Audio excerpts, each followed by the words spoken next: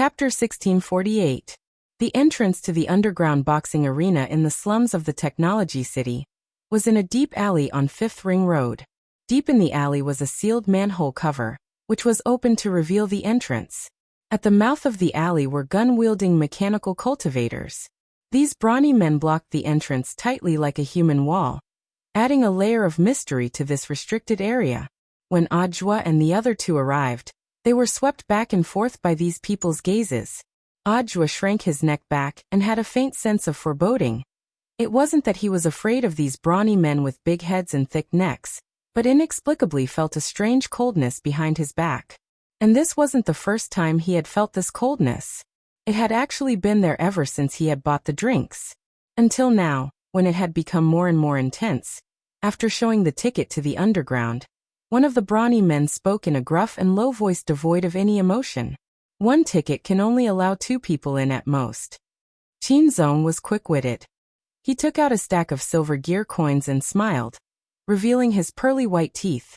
"Big brother, how about you make an exception? I was also introduced here by a friend. I came here to play. I don't know if I can still buy more." The brawny man took the stack of notes and sniffed at the fragrance. This stack of silver gear coins amounted to 100,000, which was actually not a small sum for Audiobook and the others, who were in desperate need of funds. But Zong was unusually generous, and the corners of his lips curled up. "If this big brother doesn't mind, you can share the money with our brothers." The brawny man with the paralyzed face smiled coldly. "At least you know your manners. Then come in." He then gave the other brawny men a look, and they straightaway made way. "So it's the boss here." Seeing this scene, Zong knew what was going on. Just as the 3 of them entered the alley through the human wall, Audiobook noticed that the brawny man who had taken the money had followed them in, and seemed to want to say something. "Sir, is this your first time here?" "Yes, it's my first time," Zong answered truthfully. "The odds for the final are 1-6, and most people think that Jian Xiaochang will win. But there's no point in betting on the final." The brawny man said in a gruff voice, "If this is your first time here, I suggest that you play a dojo challenge." The odds were 160. However, the entrance fee for this place is 1 million silver cog coins. "Mister, you seem to be quite generous. Do you want to play something exciting?" Zong's eyes lit up. He had just tipped the burly man 100,000 yuan, so he had exactly 1 million yuan left. Following behind Zong, Audiobook and Josie sighed in their hearts. All these coincidences were so natural. It was as if everything had been planned. Audiobook now realized that perhaps Zong hadn't just been lucky. He might be the embodiment of luck. 60 times the odds. If he could win, they would get 60 million silver gear coins. Zong's face was full of interest. "Then how do we get in?" The muscular man revealed an ugly smile and walked straight to the innermost part. He opened a manhole cover hidden under a blanket. "Gentlemen, please enter from here. This is the VIP passage." "I see. Thank you." Zong nodded. "You're welcome, sir. I wish you good fortune." After saying that, the brawny man watched Zong and the other 2 go in with a smile on his face. Then he covered the manhole cover and carpet again. The underground boxing arena in the VIP area was a little different from what Audiobook and Zong had imagined. These people were dressed in bright and beautiful clothes. Just from their appearance, they already looked like poor people. Audiobook frowned slightly. "These people are from the core area, right?" He could roughly guess a few things from the scene in front of him. The odds in the finals were only 1-6, so in the end it was just the poor people's plate. While this dojo challenge was the real deal, where the rich and powerful looked for excitement. At the betting counter, a lot of people were discussing the dojo challenge. What a pity for that man earlier. He was already in the 4th round, but in the end he was violently beaten up and carried away. "Only I, great general, who can win this dojo challenge. In my opinion, treasure who will definitely win this year's dojo challenge."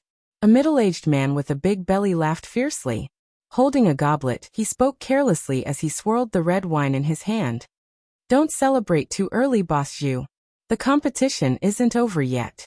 A rich lady with bright red lipstick smiled coldly. There's only 4 hours and 52 minutes until the betting deadline. I don't think it's possible to pass 5 rounds in a row and challenge last year's champion in less than 5 hours. The middle-aged man called Boss Zhu didn't hide his rampant laughter at all. He was a supporter of last year's dojo challenge champion Hu Baogua. At that time last year, Hu Baogua had caught the eye of an ascender who wanted to leave the slums, who had provided him with the starting funds to participate in the dojo challenge. This so-called ascender was the kind of person who had already accumulated a certain amount of money and wanted to escape poverty and move to the core area. 2 years before the dojo challenge, an ascender had come to participate on his own, but in the end, he had died a violent death. Later, an ascender had come up with an idea that was to sign a hired thug to participate in the competition on his behalf. After the competition, the ascender would get his pass, while the hired thug would get his own money. With this money, the hired thug would have the capital to continue participating in the competition the next year. Furthermore, he would become the second year's arena master. The dojo challenge had been held for dozens of years now, and this was already an unwritten rule. Director Daikas, who was working with Ryoko Kamiya, was in fact one of the ascenders. These people were chatting animatedly. Ajwa, Qinzong and Zhou Zi also understood what was going on.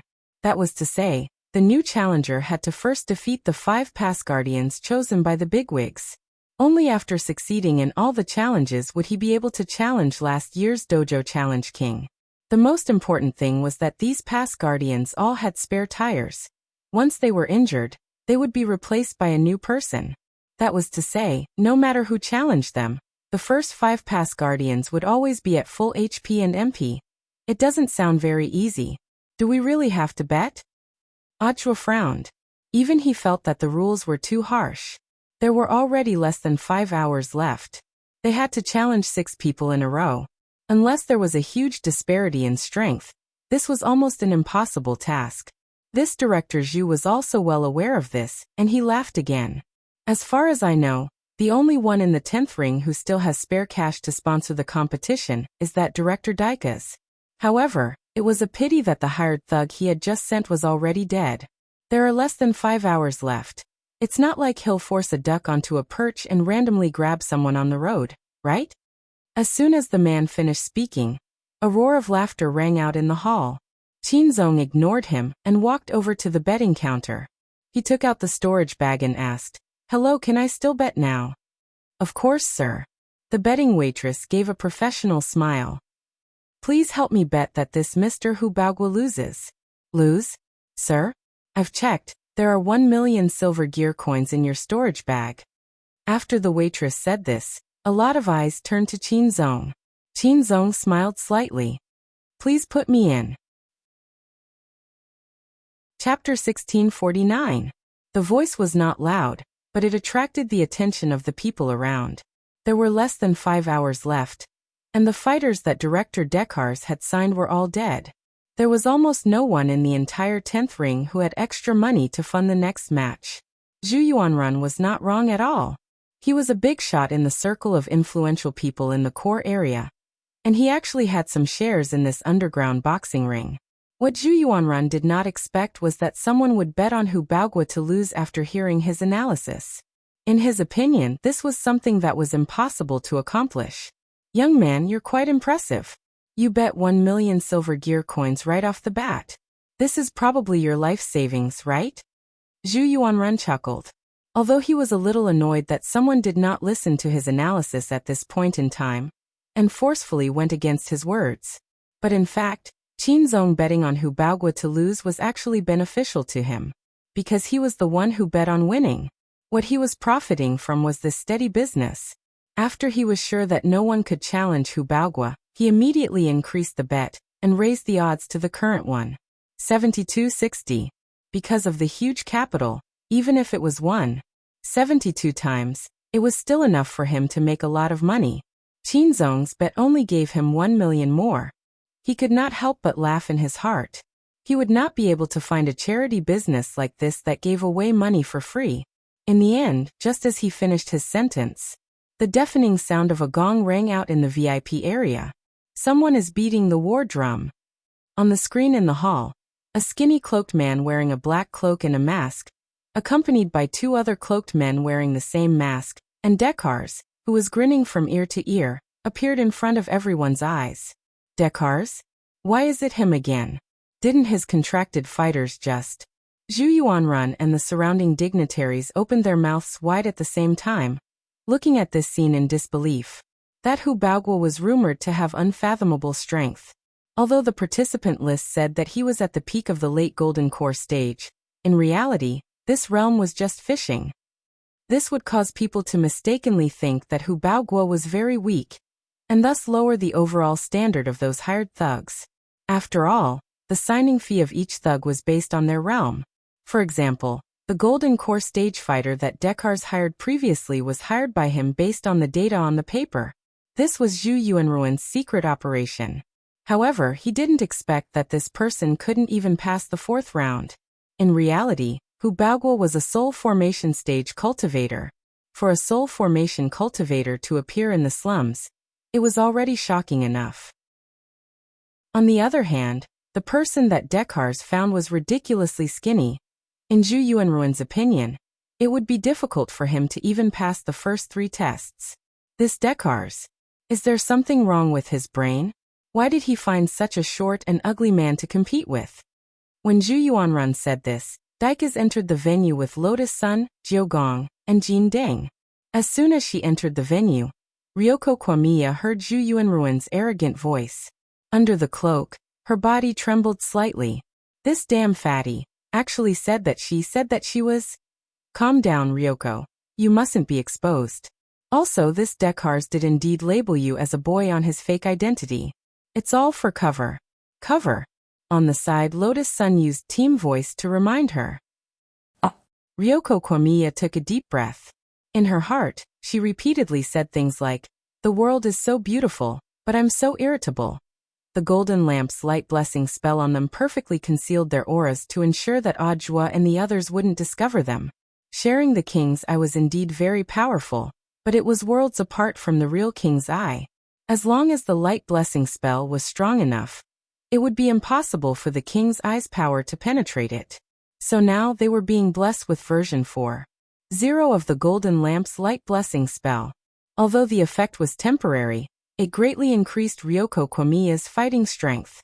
When they entered the hall, Lotus Sun had been worried that Ajwa would see through them.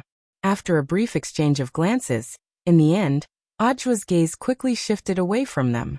She couldn't help heaving a sigh of relief. That was close. Look, Rongrong, that person. That person keeps looking at Ajwa. He hasn't even stopped once. Ryoko Kwamiya was utterly exasperated with jealousy. In addition, Zhu Yuanrun had just said that she was a boy, and her anger had already reached a critical point. Dekars was fully in charge of the admission procedures for the dojo challenge, and it took less than 10 minutes for Ryoko Kwamiya to get her pass. When her name appeared on the big screen, everyone's eyes twitched. Kwamiya? Who was this person? A golden core hatchet man, and one that no one had ever heard of. Dekars, you're pushing this kid into a fire pit. Look at how skinny he is. He hasn't even fully developed yet, right? Why did you call a girl who hasn't even fully grown yet? Zhu Yuanrun had a teasing expression on his face.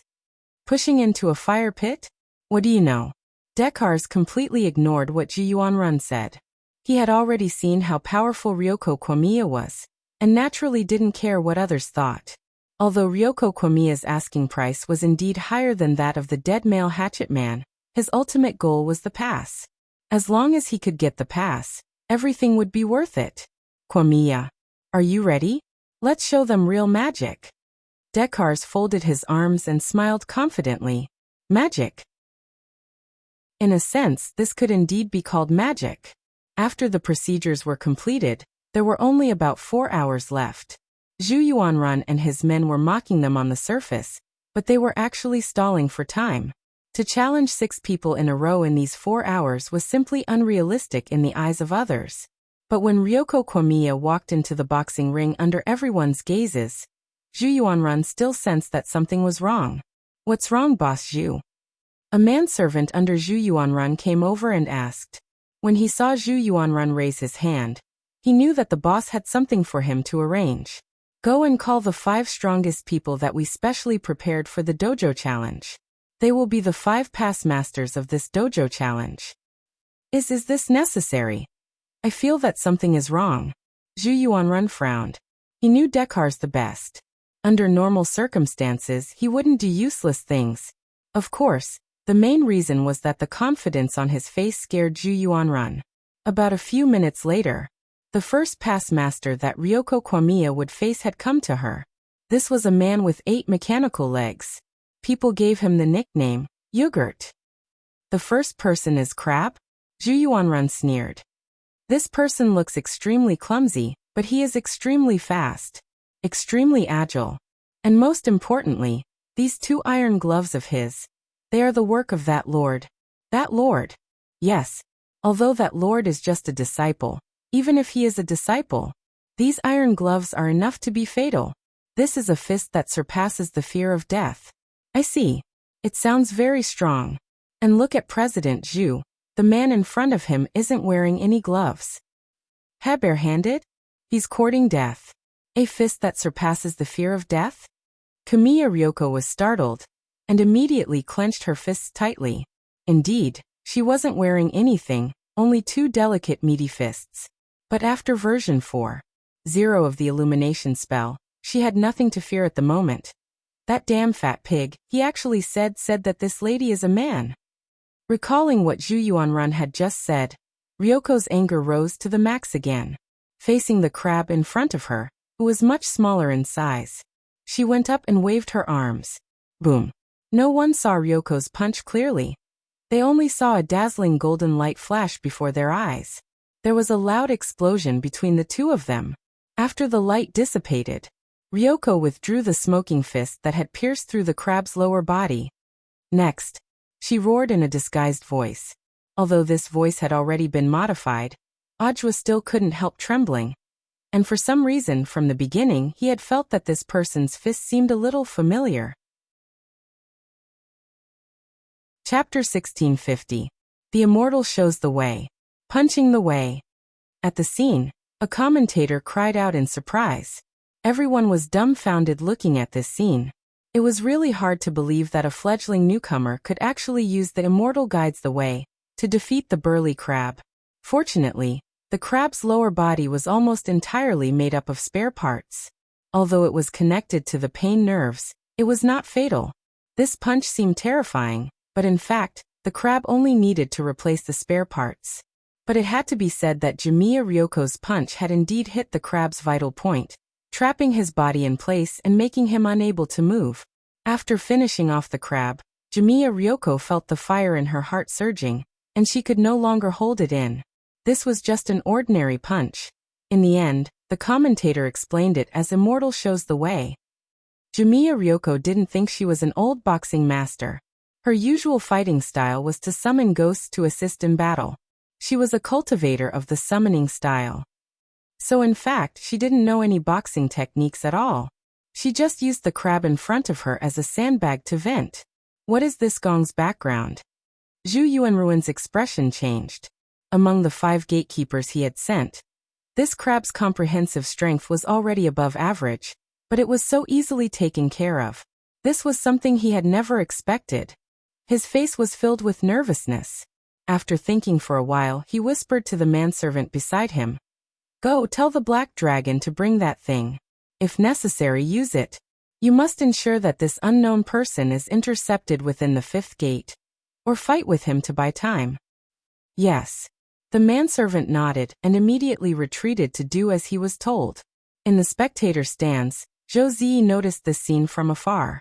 He was observant, especially the manservant standing beside Zhu Yuanrun, who he had been secretly observing for a long time.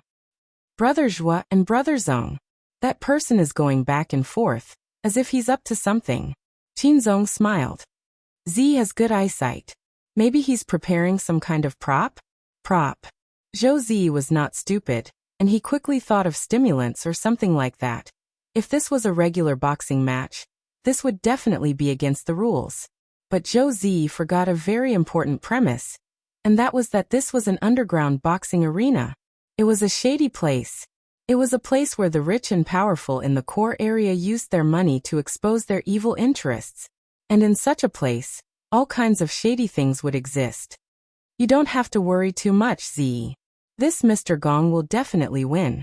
No matter what tactics they plan to use.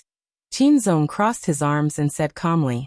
From the moment he chose to bet on Hu Baogua, and ended up losing. Luck was no longer in the hands of Zhu Yuanrun and Hu Baogua, the two big traders.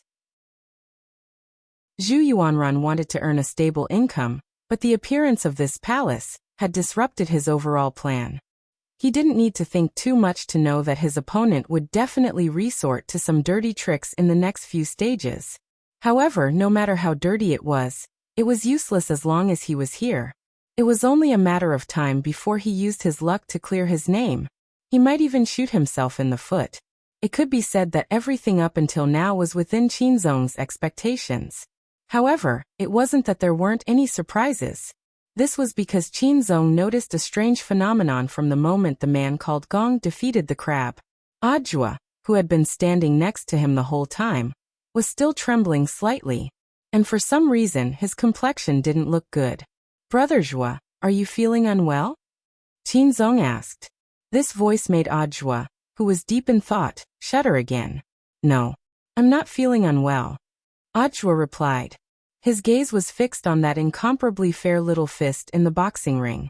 Although he still couldn't quite believe it, the more he looked at this hand, the more familiar it seemed. After all, he had only used Ryoko's hand a while ago with her permission. That kind of comfortable rhythm was something that couldn't be compared to when he was doing it himself. Adjua remembered. That had been his first time, and also Ryoko's first time. He had never been touched by anyone other than Ryoko, and it was also Ryoko's first time coming into contact with this kind of thing. Thus, this incident had left a deep impression on both of them. At least for Adjua. He had carved every inch of Ryoko's hand into his bones. But if this person really was Ryoko, why had she appeared here to fight in an underground boxing ring? And who were the other two people in the cloak? All kinds of questions lingered in Adjua's mind. Given the current situation and his understanding of Ryoko, the first person he thought of who would be able to fool around with her recently and get close to her was Lotus Sunday. As for the remaining person, he was definitely an almighty figure. Gu Xuanji, Crispy Noodles, Dao Monarch, Monk Golden Lamp. All of them were possible. At that moment, Adjua's mind was spinning rapidly. If his inference was completely correct, then what was the reason for Ryoko and the others to hide their true identities, since they had already come to this illusory world of nothingness? Why didn't they acknowledge him? Adjua couldn't figure it out no matter how he thought about it, and had a very bad feeling about it. When he raised his head again, he found that Ryoko had already dealt with the 4 gatekeepers. There were still a full 3 hours before the dojo challenge ended. The last person she had to face was Zhu Yuanruin's strongest trump card, Black Dragon. Compared with the others, Black Dragon didn't have much of a showy appearance, and looked just like a normal human being. His muscles were well developed, but not exaggerated, and were just the right type. At the same time, his skin was dark, and even the whites of his eyes were completely black. Apart from the fact that his eyes are a little strange, this person looks very normal, Josie said at that moment. Hee little brother, is this your first time watching Black Dragon's match? A spectator sitting next to Josie in the stands laughed at that moment. He was covered in jewels from head to toe, and his 10 fingers were covered in glittering jewel rings. At first glance, it was obvious that he was a dignitary living in the core area. But from his tone, this person was very friendly, and without waiting for Josie to ask any questions, he continued. A true mechanized cultivator is in the bones, not the skin. Take the crab from before, for example. He looks mighty and domineering, but in fact he's very easy to target. But Black Dragon is different. He's that lord's masterpiece. That lord? The founder of this technology city? Adjua asked. Qinzong was also very curious about this, because Zhu Yuanrun had also mentioned this word before. Although the stands were very far away, given Qinzong and Adjua's hearing, it wasn't hard for them to hear. No, just his disciple. But everyone is used to calling his disciple that lord. The rich man said with a smile. You're actually willing to talk to us? Hee hee, why wouldn't I be? We're on the same side. The rich man shook the bet in his hand. I'm also betting on who Bagua to lose. Of course, apart from that, we might have some other connection. Ajwa frowned slightly. Sir, what do you mean? Leaning on his cane, the rich man smiled leisurely. You should be Mr. Grenade Throwing's people, right? Chapter 1651. Ajwa carefully sized up this wealthy businessman, who looked very much like the Lord of the Rings and whose 10 fingers glowed with the light of jewels, and couldn't help feeling a little suspicious. There seemed to be something wrong with this person. If he was a native of this technology city, it stood to reason that he shouldn't know about the outside world. The more he looked at this wealthy businessman's eyes, the more he felt that they were somewhat familiar, as if he had seen them somewhere before. Very quickly, he suddenly thought of something. You're Mr. Ming? Hearing Ajwa's words, the rich businessman's face visibly twitched, and he couldn't help laughing out loud. AI, how boring. I thought I'd be able to fool him for a little longer. Ajwa was utterly stupefied. He hadn't expected this wealthy businessman to actually be Wang Ming. But how on earth had Wang Ming done it? Possession? That was clearly impossible. He wasn't a cultivator. Could it be that he had used mental energy to control him? But in this world of nothingness, which was completely isolated from the outside world, no matter how smart Wang Ming was, he shouldn't be able to do this, right? I originally wanted to have a chat with this Shoucheng, but unfortunately someone beat me to it, Wang Ming said as he borrowed the wealthy businessman's body. The greatest advantage of controlling one's psyche was that this kind of disguise was almost impossible to see through. If it wasn't for the fact that Ajwa had done some research on the two Wang brothers and had strong observational skills to be able to distinguish the details, he probably wouldn't have been able to connect the dots so easily to Wang Ming. Naturally, luck had played a role in the speculation he had blurted out just now. Ajwa never thought that he would be right. Mr. Ming said that Shoucheng has been captured and brought here? Ajwa suddenly felt that the clues in this matter had become tangled and complicated. His original goal had been to follow behind Zhang Zidong and Li Xian, and his main goal had been to help Zhou Zi. That's right. Shoucheng has a miniature transmitter that I developed and designed. When my brain waves tracked the device, it felt like I had accidentally fallen into a space-time crack. Left with no choice, I could only separate a portion of my brain waves to get out of danger, Wang Ming said. Wang Ming said. After a short period of time, the separated brain waves were transmitted to this space. The gecko cutting off its tail? Ajwa asked. Yes, you can understand it that way. Using the rich merchant's body, Wang Ming nodded and said, but this is an alternate space after all. My separated brainwaves were very weak, and I couldn't stay in this state for a long time.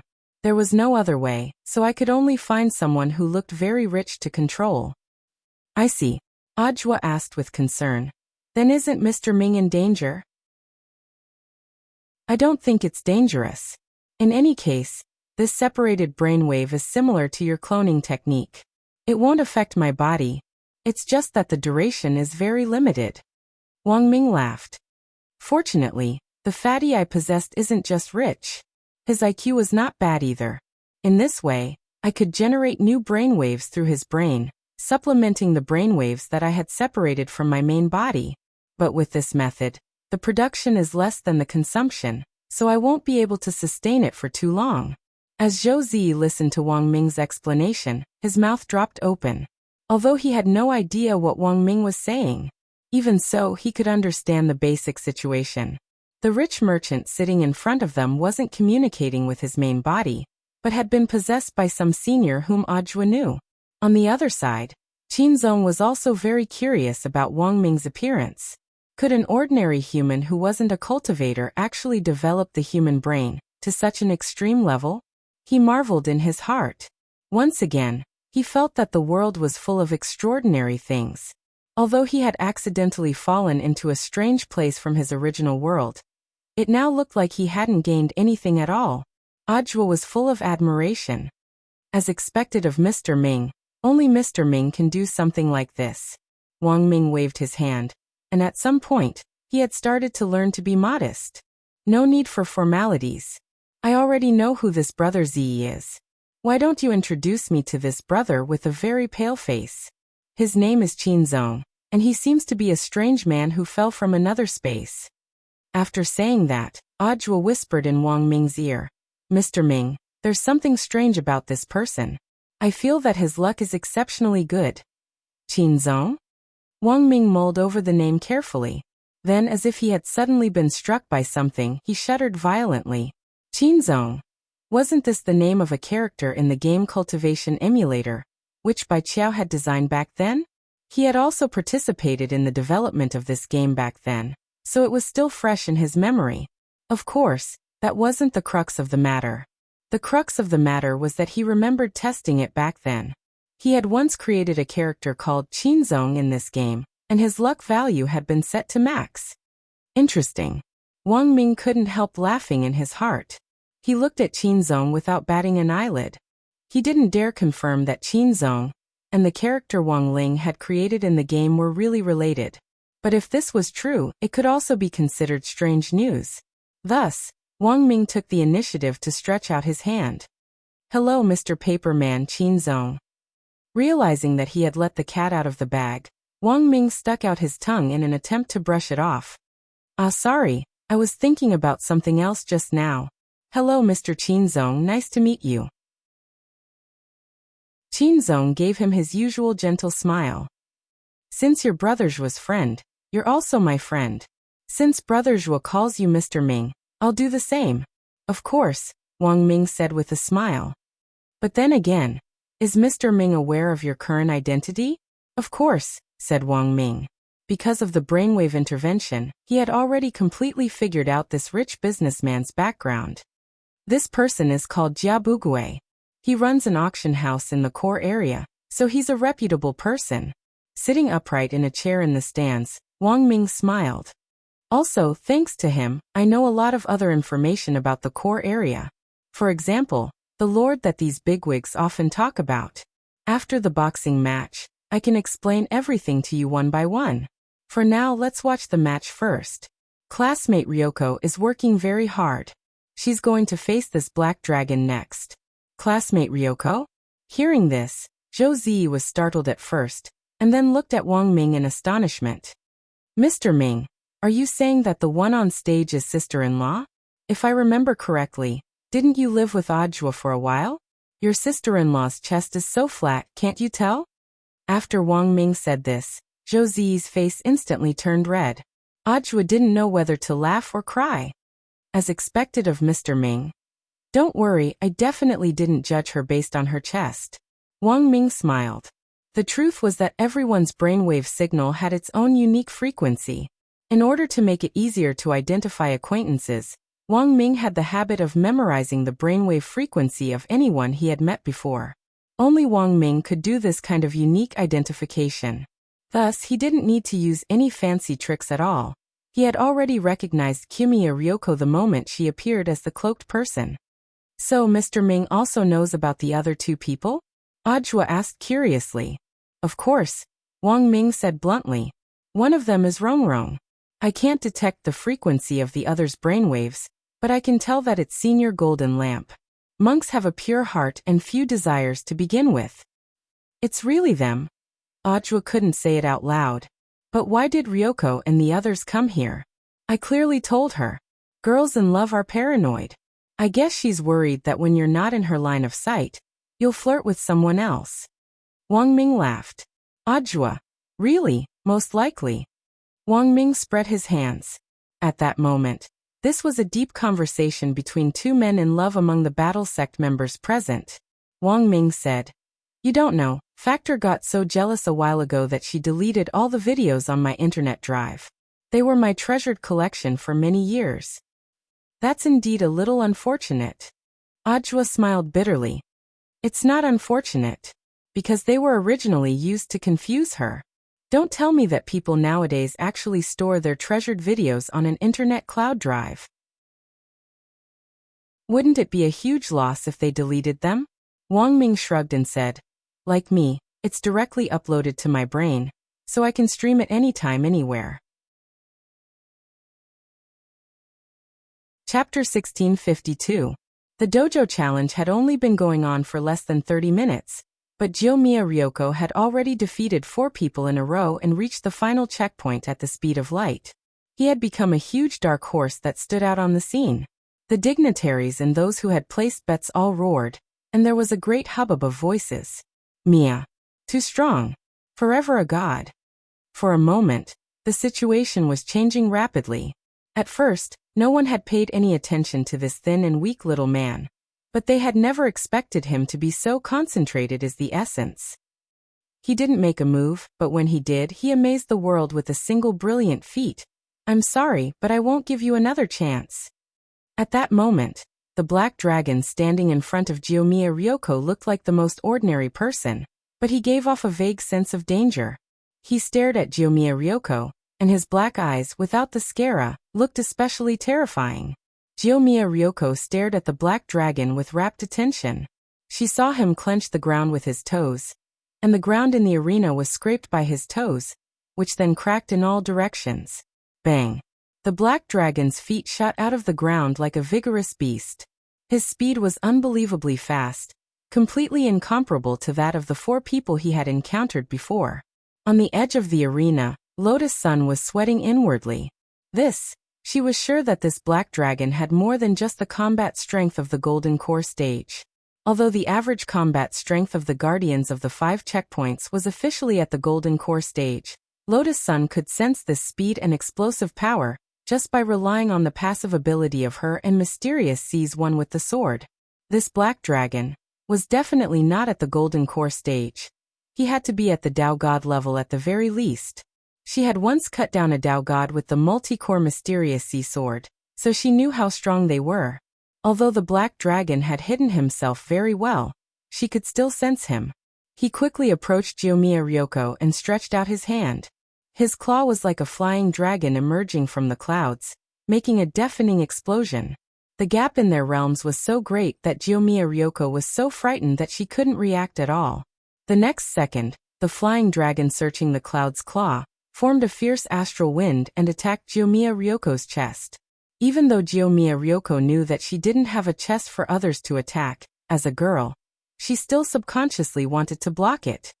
Too slow. The black dragon's lips curled into a cold smile. He could almost foresee the scene of the astral wind tearing the clothes on Ryoko's chest. This was his bad taste when he fought with others. Almost everyone who knew about the black dragon knew that anyone who fought with the black dragon would have their clothes torn to shreds, regardless of whether they were dead or alive. However, just as the black dragon's fingernails were less than half an inch away from Ryoko's chest, an incredible scene appeared. The black dragon iron claw that was about to hit Ryoko was blocked by a refracted golden light. No matter how hard the black dragon tried, it was unable to shake the golden light. This is impossible. The black dragon roared in a low voice, unable to believe what had just happened.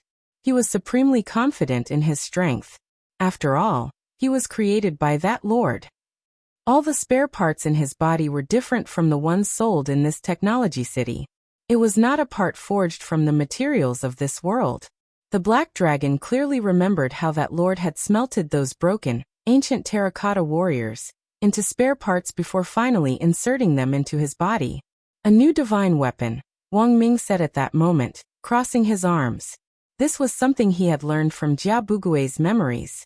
The name Black Dragon was just a name the man in front of him used to disguise his true identity in this underground boxing arena. As for its real name, it was called the New Ancient Divine Weapon. New Ancient Divine Weapon? Ajwa immediately reacted. So the Lord who created the Black Dragon also had something to do with the creation of ancient divine weapons. He probably inherited it from the heartless ancestor, Wang Ming said. This Black Dragon is the original New Ancient Divine Weapon. In other words, this Black Dragon is stronger than the ancient divine weapons Shifu encountered earlier. Ajwa murmured in his heart with a frown. He was secretly amazed at the changes in the old and new ancient divine weapons. The original ancient divine weapons were huge. Although they looked very lethal, they were in the end too bloated and looked a little cumbersome when they moved. But this new ancient divine weapon had actually been completely forged into the appearance of a human cultivator. At this thought, Ajwa suddenly realized something. as if with a start. Have you finally realized it?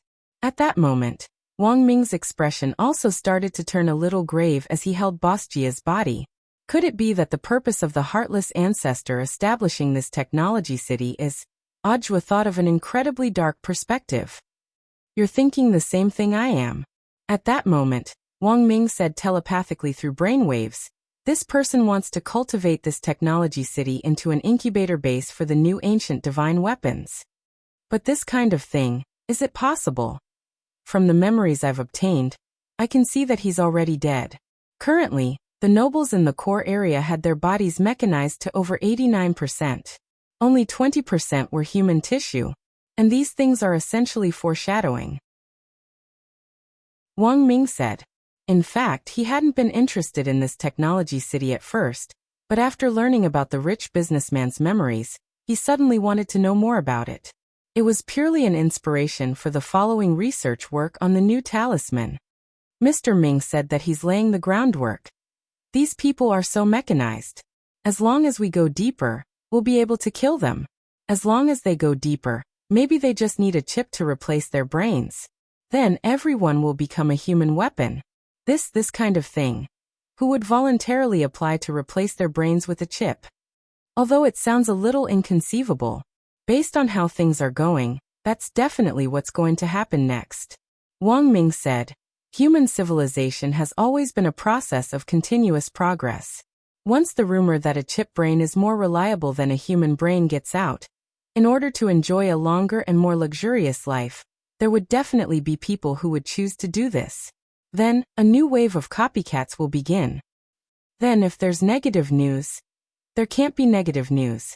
At that moment, Wang Ming said solemnly, these people have already been implanted with chips, and a simple program can seal their mouths. At that time, black and white will be reversed, and everyone in this technology city, from the nobles to the poor, will be completely fooled. When Wang Ming said this, Ajwa's mind was already filled with images.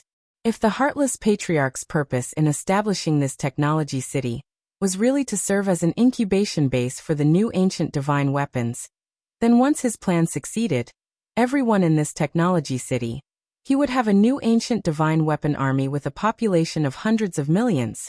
While Ajwa was in a momentary daze, a shocking scene once again took place in the boxing ring in front of him. After several fruitless attacks, Black Dragon's accumulated anger unexpectedly reached its peak.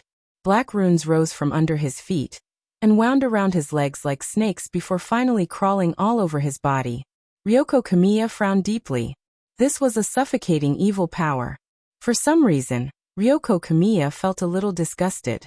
Lotus Sun sensed that something wasn't right with Ryoko. Senior Golden Lamp. There seems to be something wrong with Ryoko. The monk's face was calm. This is the power of Hell of Azura, which has a certain restraining effect on the Buddha light of the Light Blessing spell. Although it won't be enough to undo version 4.0 of the Light Blessing spell, it will definitely make Miss Ryoko feel uncomfortable. After all, she isn't a Buddhist, but the power of Hell of Azura specializes in attacking the heart. Lotus Sun became anxious. Then what should we do? Don't worry, Miss Rong. After thinking for a moment, the monk said, then it's this poor monk's turn. Senior, you mean, in version 4.0 of the Light Blessing spell, the person who is blessed has the right to use it to fulfill a wish. In a critical moment, this poor monk will be able to take over the body for the time being by silently reciting the Great Mercy spell. Is this okay? It's not a problem. In this poor monk's 1,000 lives, I've experienced being a woman. Chapter 1653. After seeing the appearance of the Black Dragon, Jin Deng's eyesight had already seen that the Black Dragon was similar to the ancient divine weapon he had seen before. The incantation of Power of Azura Hell was a kind of demonic magic originating from ancient times. Since the internal parts of the Black Dragon were made of the same material as the ancient divine weapon of ancient times, it was reasonable for the creator to input the magic that would only appear in the ancient times into his memory. It was just that it was a bit beyond Jin Deng's expectation that the first move was a demonic magic. Fortunately, the 4.0 Zero version of the blessing spell on Jamiya Ryoko was powerful enough to not cause any damage to her body. When the black incantation spread up from the soles of her feet like tentacles, Jamiya Ryoko instinctively felt a sense of being bound. This incantation seemed to be able to affect her spiritual will, making her vision gradually blurred. When the monk used the 4-0 blessing spell on her before, he had hinted at the vow repayment mechanism of this spell. Now Jamiya Ryoko felt that the time was ripe. Vow. I want to vow. At the moment when her consciousness gradually became blurred, Jamiya Ryoko almost said in her heart with a weak spiritual will.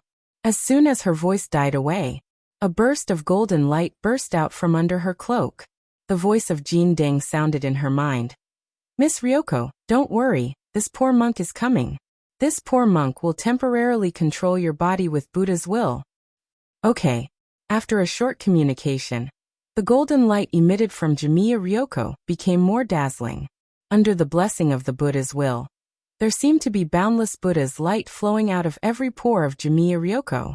At the same time, there were Sanskrit characters invisible to ordinary practitioners lingering around Jamiya Ryoko. Almost in this short moment, Jamiya Ryoko's cells were strengthened under the blessing of the Buddha's will. Her spirit was also quickly melted away some illusory and evil forces under the supplement of the Buddha's will. Evil spirit, retreat. Jin Deng burst out the Buddha's voice through Jamiya Ryoko's mouth. Buzz. Bam. A ripple spread out with Jamiya Ryoko as the center. This was the Buddha's purification light, and it was controlled by the Buddha's most sage himself. In the face of this supreme purifying power, the Azura hell power that the Black Dragon had unleashed was completely powerless, and it was quickly defeated in an unstoppable manner. In essence, the incantation of the power of hell was something with the power of withering, weakening, and aging. It affected the mind and then affected the cells of the human body. This curse of the devil path was comprehended by the creator of the spell from the daily lives of human cultivators. Nobody would have thought that somebody would seek inspiration from sloth and procrastination, a common disease among modern cultivators. Fortunately, Jin Deng acted in time. With the blessing of the great Buddha Dharma, a powerful purifying Buddha light swept across the entire arena. At this moment, the boiling underground arena fell into a momentary silence. After all, it was a powerful force unleashed by the most holy Buddhist teachings. For a moment, everyone in the boxing field began to reflect on the mistakes they had made recently. For a moment, Jin Deng heard many people's voices of repentance fall into his mind. I shouldn't have bought spinach. I shouldn't have spent so much money. I clearly knew that spinach wasn't good behavior. If I had known that it would be shopping day, I wouldn't have bought so many things. There's almost no space in the express delivery boxes at home. If I hadn't returned my wife's express delivery, maybe she wouldn't have divorced me. Of course, Jin Deng also heard some familiar voices among these repentant voices. A while ago, I shouldn't have said that the factor was small. Now that I see Yoshiko, I really feel like I was so wrong. Come to think of it, why is Audra so into this? Since there's nothing, why don't I just find a man? I should be a little bolder. As expected, Yoshiko's hand alone isn't enough to satisfy me. Men should be more honest sometimes. I never thought that Yoshiko would actually be jealous of me. What a cute girl. If I had known earlier, I would have listened to Gu Shuanji, that guy, and obediently provided him with a few crispy noodle snack packets before carrying out this mission. Otherwise, I wouldn't have jumped the world line and come to this strange place. Even if I admire Brother Joie, I shouldn't have secretly taken pictures of him every day. If this goes on, I feel like I'm going to turn into a peeping Tom. Sister-in-law is so jealous. What if she misunderstands that there's something going on between me and Brother Joie? These tight clothes are really tight around my chest area. Although classmate Wang Ling's milk candy is very sweet, as expected, I still can't eat too much at once. He gave me a sack of it on the old street last time. So much. Sure enough, he still likes me, right? But this milk candy seems a little too potent. Fortunately, it's only temporary, and Yoshiko won't be able to tell if I'm wearing tights. Otherwise, she'll be so envious. I'm actually called a man in a place like this. That's too disrespectful. Sure enough, in that place, You have to have something to be feminine. Come to think of it, Rongrong seems to have gotten bigger there. And it's very obvious that she's wearing tights. Oh my god. It was to the point where he had to wear tight clothes. If I had known earlier, I would have been more honest and asked her what method she used before coming here. Even though it sounded like some strange reflections, Yi Zichen felt that it was a strange reflection. It could only be said that Monk Golden Lamp was indeed Monk Golden Lamp. Even though he had heard these things, he gave his friends enough face and didn't make any comments in his heart. Monks were pure and had few desires, and didn't understand the love between men and women in the secular world. Thus, he could only pretend that nothing had happened. Everyone at the scene was in a state of reflection, and the overall atmosphere was silent, which startled Black Dragon. You, who on earth are you? Black Dragon felt his mind in a mess. His demonic spell had been defeated, and he had suffered a backlash from the purifying Buddhist light of the golden lamp. His steps started to become unsteady, and he began to stagger in the arena as if he were drunk. There was a thud. The loud sound of someone kneeling on the ground broke the silence. At that moment, Black Dragon was kneeling on the arena, and his eyes, which had been completely invaded by darkness, gradually revealed the whites of his eyes. Black Dragon's hands trembled as he stared at his palms.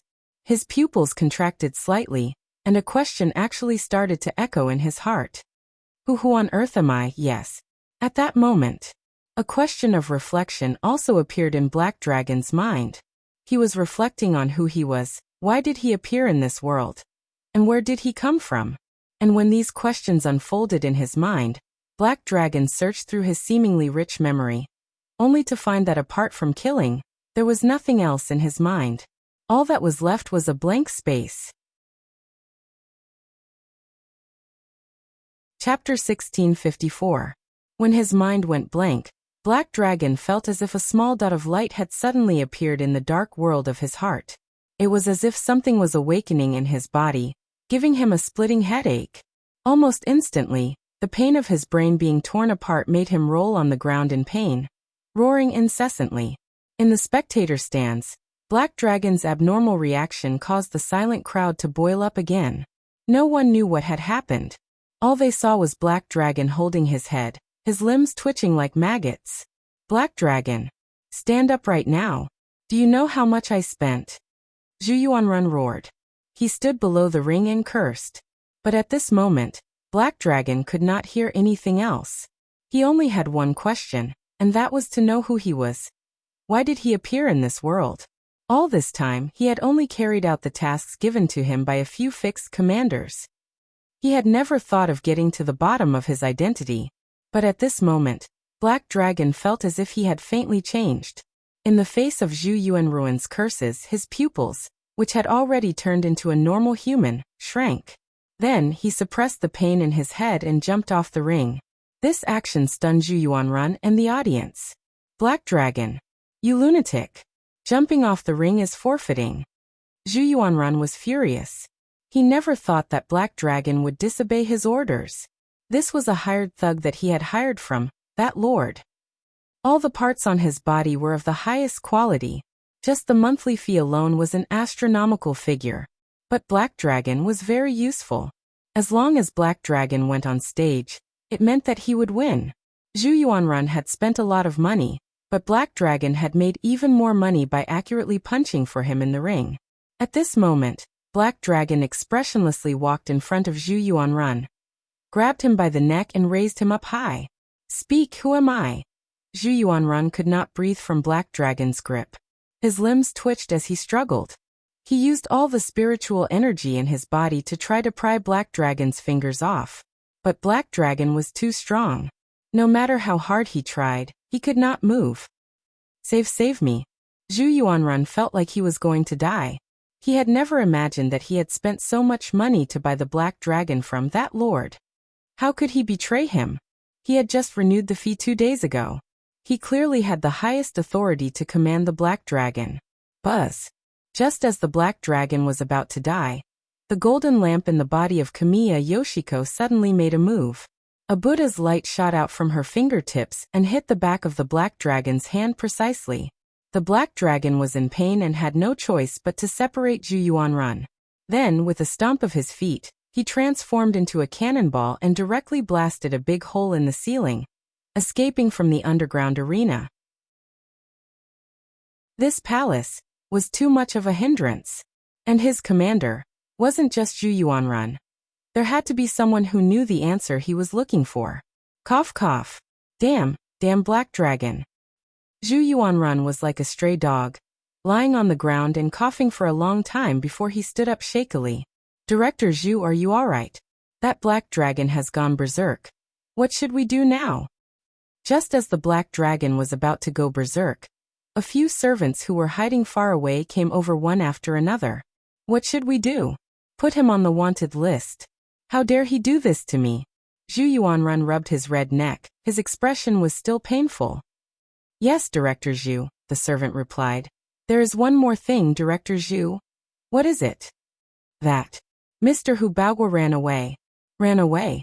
Zhu Yuanrun was so angry that he almost fainted. He almost lost his balance.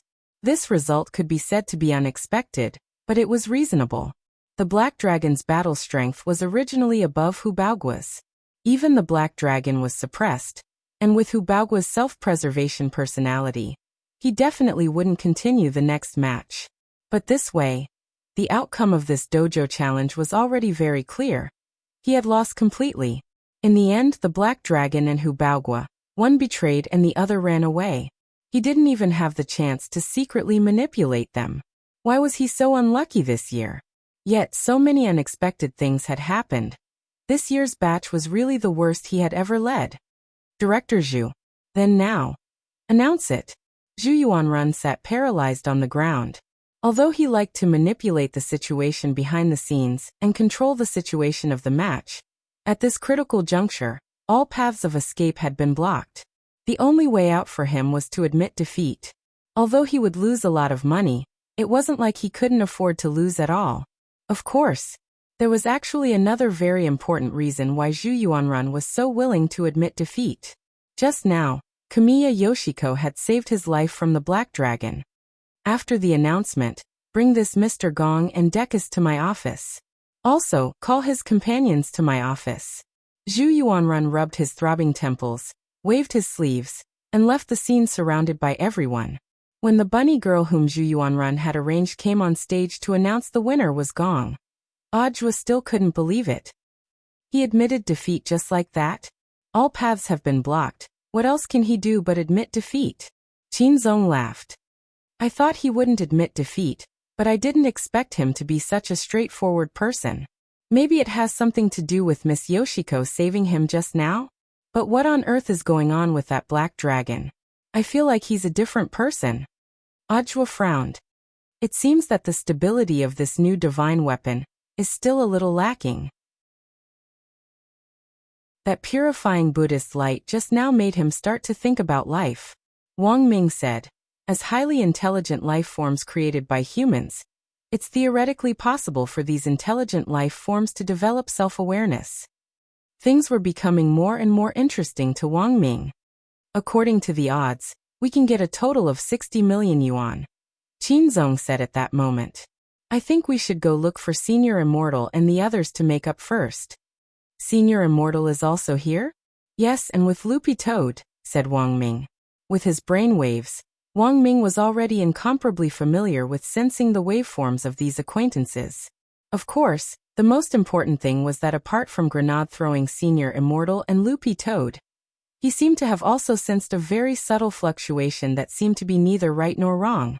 It was a little like Wang Ling, but it wasn't quite like it. This guy. After another simple probe, Wang Ming couldn't help smiling bitterly in his heart. If his guess was right, Wang Ling probably hadn't personally come to this world. Instead, he was peeping as expected of Ling Ling. Even though they were separated by a space, they could still peek. Were peeping techniques now so powerful that they could project things across screens? On the other side, Kyuya Ryoko and the others were led to Zhu Yuanruin's office.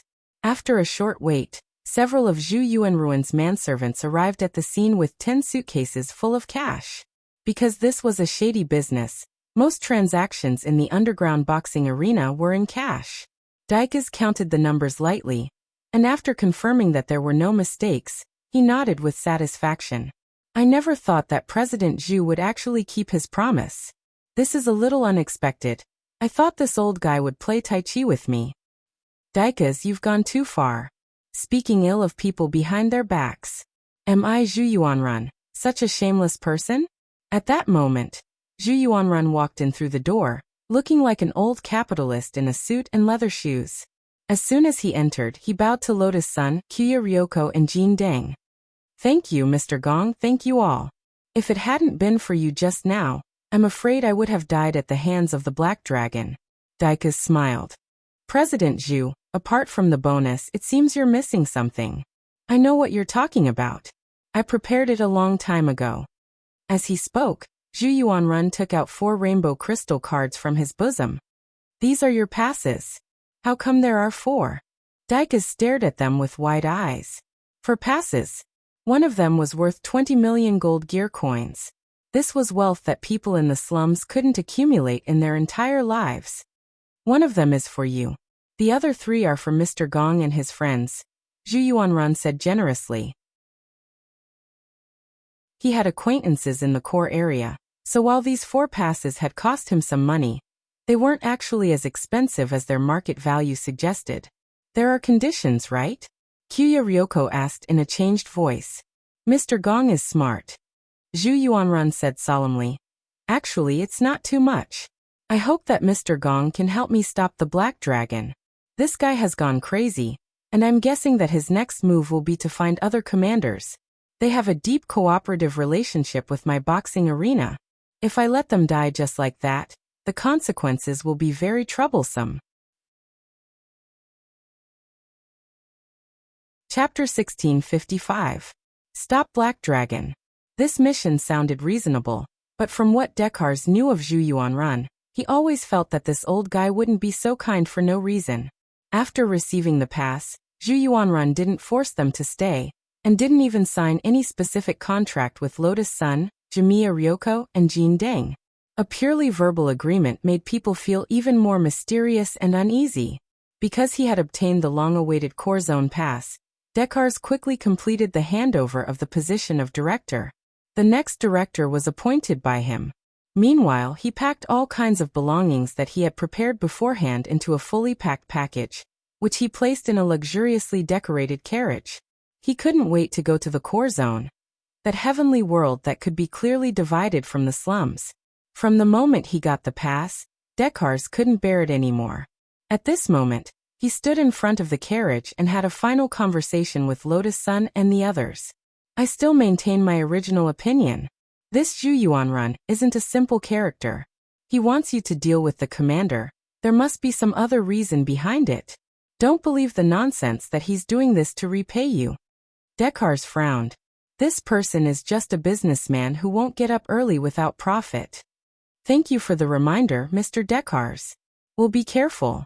Under the cloak, Lotus Sun thanked him with a smile. She and Jimiya Ryoko naturally also thought of this. As the successors of the Sun and Jimiya families, even though they were very young, they had personally experienced a lot of wars in the business circle since they were young. It was full of murderous intent and undercurrents, and the slightest carelessness could lead to a horrible death. In fact, when Zhu Yuanrun gave them the pass, Lotus Sun and Jimiya Ryoko had a tacit understanding that this boss Zhu might be up to something else. More words, I will not say more. Thank you, everyone, for your help. You've allowed me to achieve what I've always dreamed of. Dekars gave a hearty smile and handed each of them a golden name card he had printed. Ha ha ha. This is my address in the Core Zone. You're welcome to come and play with me whenever you're there. Then he stepped onto the luxurious carriage heading to the core area. Accompanied by the long neigh of the white spiritual horse with mechanical limbs, this carriage driven by the Black Deacon under Dekars sped towards the place of his dreams. Lotus Sun gazed at the departing carriage, vaguely sensing that many things had happened. Her willowy brows were tightly furrowed, and a strong sense of unease welled up in her heart. She wasn't like Wang Ling or Golden Lamp, who had that kind of realm and powerful ability to predict the future. However, because of Mysterious C's passive ability of becoming one with the sword, her sixth sense as a girl was magnified limitlessly. This directly gave her an ability similar to Wang Ling's eyelid warning back then. This could be considered a danger warning, but it wasn't as accurate as Wang Ling's. It's all fate. Looking at Decus, who was leaving, Golden Lamp Monk sighed at this moment. He seemed to have predicted something. Did Senior divine something? Lotus Sun asked. He's about to experience his predestined calamity. Even if this poor monk saves him now, he won't be able to change anything. What's meant to happen will happen sooner or later, so it's better to face it earlier, Golden Lamp Monk said. Unless one could reach Wang Ling's level. Otherwise, no one could have the ability to defy the heavens and change fate. Listening to Golden Lamp, Lotus Sun thought for a moment. Then she sighed. No matter what Senior Golden Lamp thinks, I still don't think we can just sit back and do nothing. Isn't it always a Buddhist disciple's duty to save the common people? When she said this, Lotus Sun felt like she was going a little crazy. She was actually fighting with the supreme Buddhist saint? This was simply inconceivable. Miss Rong is right. Golden Lamp was non-committal. If we don't save one person, how can we save the common people? Lotus Sun continued. Hearing this, Golden Lamp was startled at first, and then he laughed. Since Miss Rong wants to do it, this poor monk will naturally accompany you. Actually, he hadn't expected Lotus Sun to say this. As a supreme Buddhist saint, there was no way he would argue with a girl. And Lotus Sun's words actually weren't unreasonable. Moreover, it sounded like old Jiangxia. After deciding on their next step, Lotus Sun and the other two decided to take action right away. They also boarded a luxurious carriage, but unlike Decus, they had hired the coachman and carriage. In the carriage, Lotus Sun and Kimiya Ryoko exchanged masks. The main reason was that the danger in the core area was unknown, and Lotus Sun felt that it would be very dangerous for Kimiya Ryoko to continue playing the role of Gong. But Lotus Sun was different. Because of Mysterious Sea and Sun Yinger, she had a little ability to protect herself. As for the reason for changing masks, Kimiya Ryoko was clearly very conflicted. In the carriage she asked, but I still don't understand why change masks. It's to confuse him. To confuse Senior Joie. Lotus Sun casually made up an excuse. When you were fighting just now, I vaguely sensed that he seemed to recognize you. Is this for real? My disguise was so good. That's right. Therefore, if he were to change the mask now, he might be able to confuse them. And their next step is definitely to go to the core area. If we go there first, it'll be good for us to control the situation. Rongrong's right. After saying that, Kimiya Ryoko couldn't help sighing. That was really dangerous. I was almost recognized. Elsewhere, Zhu Yuanrun stood in front of the floor-to-ceiling window in his office, using a custom-made high-powered telescope to stare at the only luxurious-looking White Jade Avenue in the slums. Carriages occasionally passed by on the way. This White Jade Avenue was the only road connecting the core area and the slums. It was heavily guarded, and there was no other way to enter. The walls of the core area were 60 meters high, and there was a lightning boundary above them, which wrapped the core area tightly like an egg. The bricks and tiles of the walls were all custom-made, so there was no possibility of smuggling. Director Zhu, Decus and that Mr. Gong have already set off. After waiting in front of the floor-to-ceiling window for a while, Zhu Yuanrun heard the news from his manservant. Very good. Everything is going according to that lord's plan. Zhu Yuanrun nodded. That lord? The manservant was somewhat puzzled. What else? Do you think I'm so kind as to prepare such expensive passes for them to enter? Zhu Yuanrun said. Although I bought these 4 passes through some means. But that lord has reimbursed me all of them. He also compensated me for all the losses caused by the Black Dragon in the casino. So that's how it is as expected of Director Zhu. What happened next has nothing to do with me.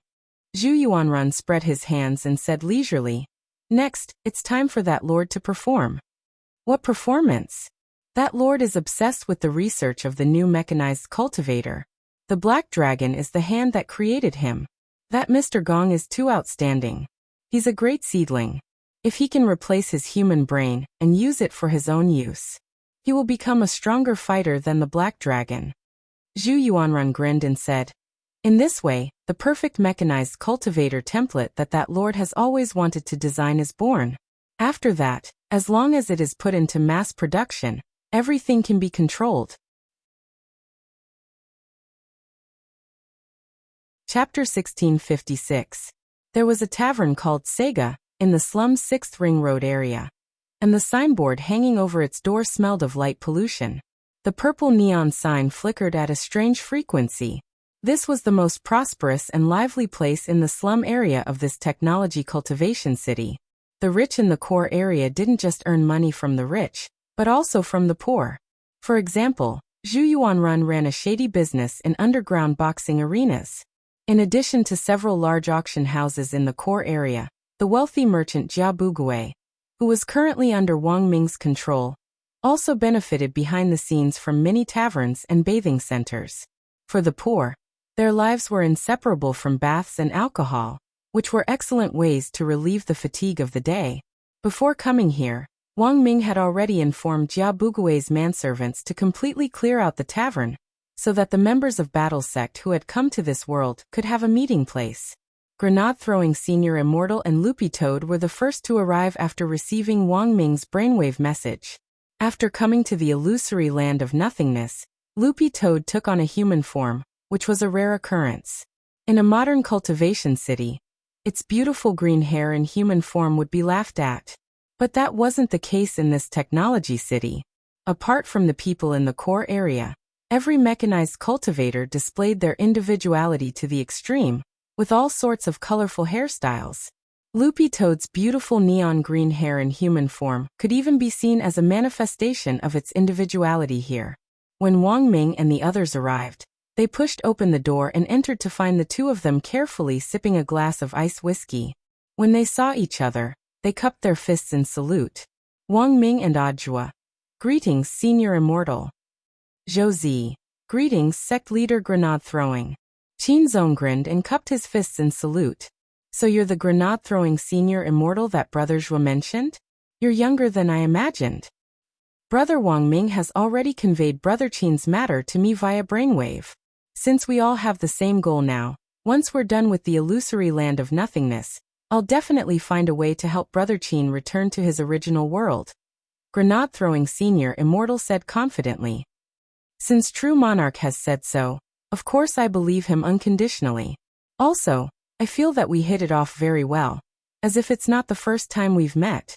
Qinzong said with a smile. It's not that urgent to go back. Because I find this place quite interesting. Hearing Qinzong's response, Grenade-throwing Senior Immortal breathed a sigh of relief for the time being. In fact, he roughly knew Qinzong's identity.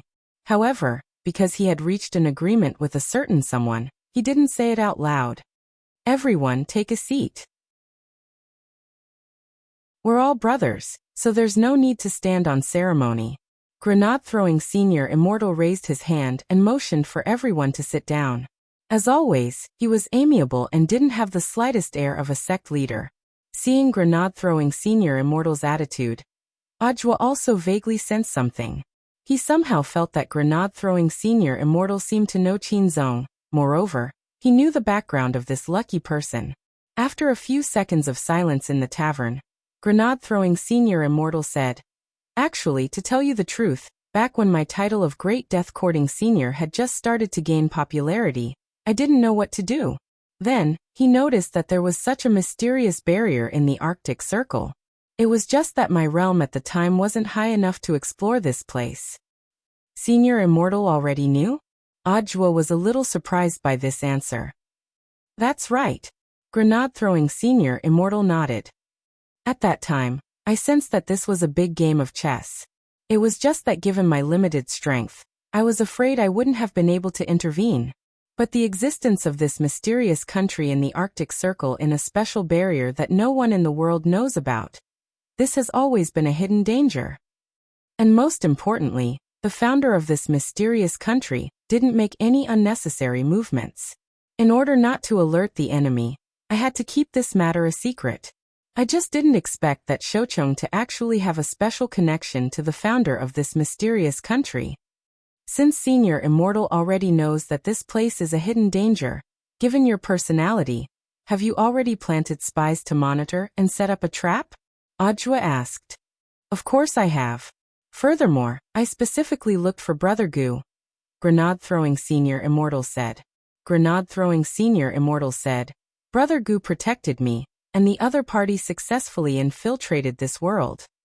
The truth was that the person he had wanted to look for at first had been Wang Ling.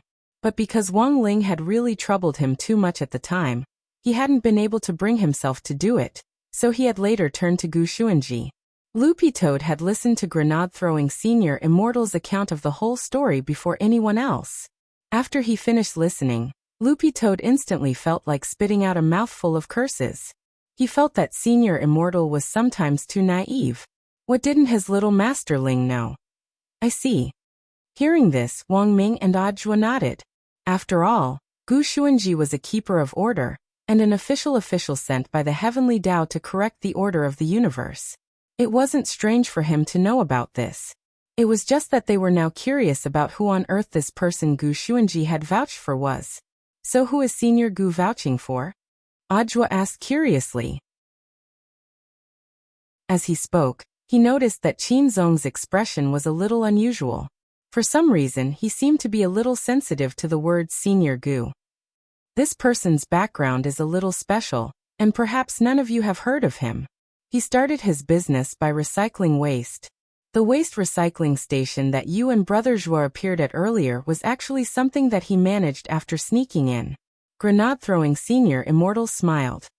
Legend has it that this senior rose to prominence in a wasteland cultivation world to begin with. But before you came here, this senior's real body had already left. Real body? What do you mean, Senior Immortal? After all, I entrusted him to keep an eye on this place for a while. Although I promised him a lot of benefits, I still had to let him go home to take a look. Grenade-throwing Senior Immortal explained. So before I came here, I personally looked for Brother Ling and entrusted Venerable Nuan with leaving behind the senior's shadow. There's actually this kind of operation. Ajwa sucked in a cold breath of air. But isn't the personality of a shadow the complete opposite of the original body? You can't say it's the complete opposite, Grenade-throwing Senior Immortal said. A shadow is just an expression of what most people feel in their hearts.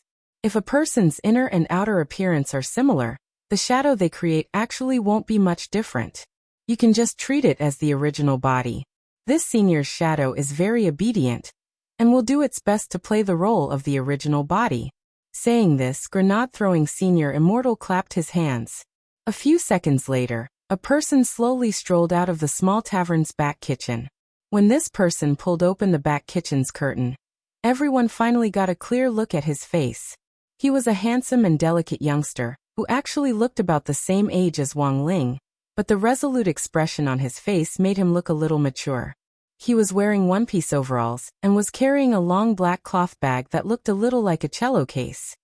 Senior Immortal. Is this senior a musician? Zhou Zi raised his hand obediently. A musician? My sister is, but I'm not. The newcomer smiled modestly. With a flip of his hand, he unloaded the big black bag from his back, and put it on the ground, then patted it lightly. This is my spirit sword. Spirit sword. Saying this, the youngster unbuckled the black bag and unzipped it. If it wasn't for a spell like the X-ray spell, almost no one would have guessed that inside this bag, which looked like a large musical instrument, was actually a fiery red high-powered sniper rifle. Hello everyone. Allow me to introduce my Nine-Young Divine Sword, the youngster said with a smile. Then senior's name is? Ajwa asked. Me. He quickly put away his playful expression and his eyes flashed. My name is Xiangyi.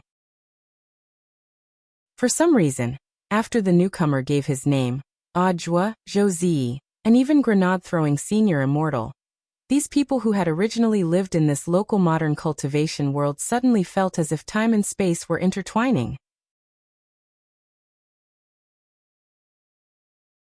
Chapter 1657. In the illusionary land, in the core area of the technology city, a splendid castle was shrouded in darkness. A thin and long beam of light was refracted from the top of the steeple at the top, which seemed to be connected to the sky. With the beam of light as the center, a barrier without any blind spots spread out, and connected to the outer wall of the core area. Below the castle was a splendid night market. It was lively, prosperous, and never-ending, completely different from the deathly stillness that shrouded most areas in the slums. This castle was the place where the legendary lord lived. The only road leading to the castle was the main road that had been completely cordoned off more than 10 hours ago. It was dozens of kilometers long. Mechanized cultivator guards were stationed every 10 meters, and countless tiny reconnaissance drones the size of fireflies were hovering in the sky. They were moving around the castle in a regular pattern, monitoring all unusual movements around the castle. Li Xian and Zhang Zipei had successfully sneaked into an astrology club named Starry Sky. Yes, Zhang Zipei played his old tricks again, and stole 2 passes of the dignitaries in the core area, so that they could come to the club without any hindrance. Li Xian, as the captain of the ancient experts, was naturally against the idea of stealing. However, after Zhang Zipei stole a few passes, he was forced to accept the arrangement. Even if he did not accept it, Zhang Zipei would find other ways to get what he wanted. For example, the 10 million gold gear coins they had right now was stolen by Zhang Zipei. His goal was clear. After sneaking into the core area, he immediately stole the signal base station, installed near the core area, and began to send fraudulent text messages. The specific content of the text messages was very simple. He said that he was the secret disciple of the Lord, and that he had made a bet with the Lord for a certain research project. Right now he was collecting research funds. He was confident that he could prove that his theory was completely correct. If the bet was successful, he would receive a bonus 100 times the research funds. When he got the bonus, he would give it back to all the sponsors of the research. There was no telling if it was because he was stupid and had too much money. Li Xian did not expect that someone would really keep transferring money to Zhang Zipei's new electronic wallet. In just a few hours, they had collected a total of 10 million gold gear coins and arrived at the astrology club, that was famous for divination. The membership fee for this club was 100,000 gold gear coins per person per year. It was a pleasure for the rich and powerful. After joining the association, in addition to being able to conduct a fortune divination for free every day and a question divination once a week, there was also a monthly Starry Sky blessing gathering to help people absorb the universe's luck through divine power and become European. However, after some evaluation, Li Xian and Zhang Zipei both felt that they might be able to find the clues they were looking for in this place. As soon as they paid the membership fee and entered the restaurant, Li Xian and Zhang Zizai heard the discussion at the next table. Have you heard? The Black Dragon had escaped, betraying its commander. The government just issued a mobilization order, offering a bounty of 1 million gold gear coins. No wonder martial law has been imposed. It's not necessarily because of the Black Dragon. It's said that a few hours ago, someone saw a mechanical guard carrying a coffin into the castle. It's just hearsay. I don't have any proof. I still think it has something to do with the Black Dragon's escape. So who is the current commander of the Black Dragon? That Zhu Yuanrun who runs an underground boxing ring in the slums. So it's him. I think it's better not to get involved in this matter. That Black Dragon's combat ability is extraordinary. Even if we really meet him, it's questionable whether he'll be able to live to report the news. That's true. It's said that the Black Dragon is that lord's proud creation, the first fully mechanized defense-type cultivator. This time, the Black Dragon almost caused the commander to die in his hands. That lord is probably going mad with anger. 3 dignitaries and a blonde lady dressed like a witch were holding hands and discussing around a table. On the table was a crystal ball. Before performing astrological divination, one's body and mind had to be completely relaxed. Therefore, gossiping before the divination was often the most effective. As everyone knew, the best way to relieve stress was actually to gather together and talk bad about outsiders. Anyone who had experience living in a dormitory would definitely understand this. The most outrageous example was when there were 4 people in a dormitory. Each of them would privately create 3 groups, pull in 2 roommates that they thought were passable, and then complain about the 4th annoying person together. It was so real that it was frightening. Originally, they were talking about the Black Dragon. As they chatted, the topic suddenly changed to that lord. and the witch in charge of divination immediately spoke up to control the situation. This was not something they could discuss. That lord could foresee things like a god, monitoring everything, and could hear anything. Regarding this point, the witch was very clear in her heart. She had also heard of a rumor that the light beam refracted from the castle's spire was also known as thinker. Its role was not only as a barrier. At the same time, it could also play a monitoring role. Although this was only a rumor, in order to avoid trouble, she still smiled and advised with a gentle voice. Gentlemen, do not discuss national affairs, to avoid bringing trouble upon yourselves. The three dignitaries nodded. Madam Melissa is right, it was our slip of the tongue. No matter. Then the astrological divination will officially begin. This person called Melissa spoke quietly, and then began the following instructions. Everyone, please listen to my instructions. First, slowly close your eyes, completely empty your mind and mind.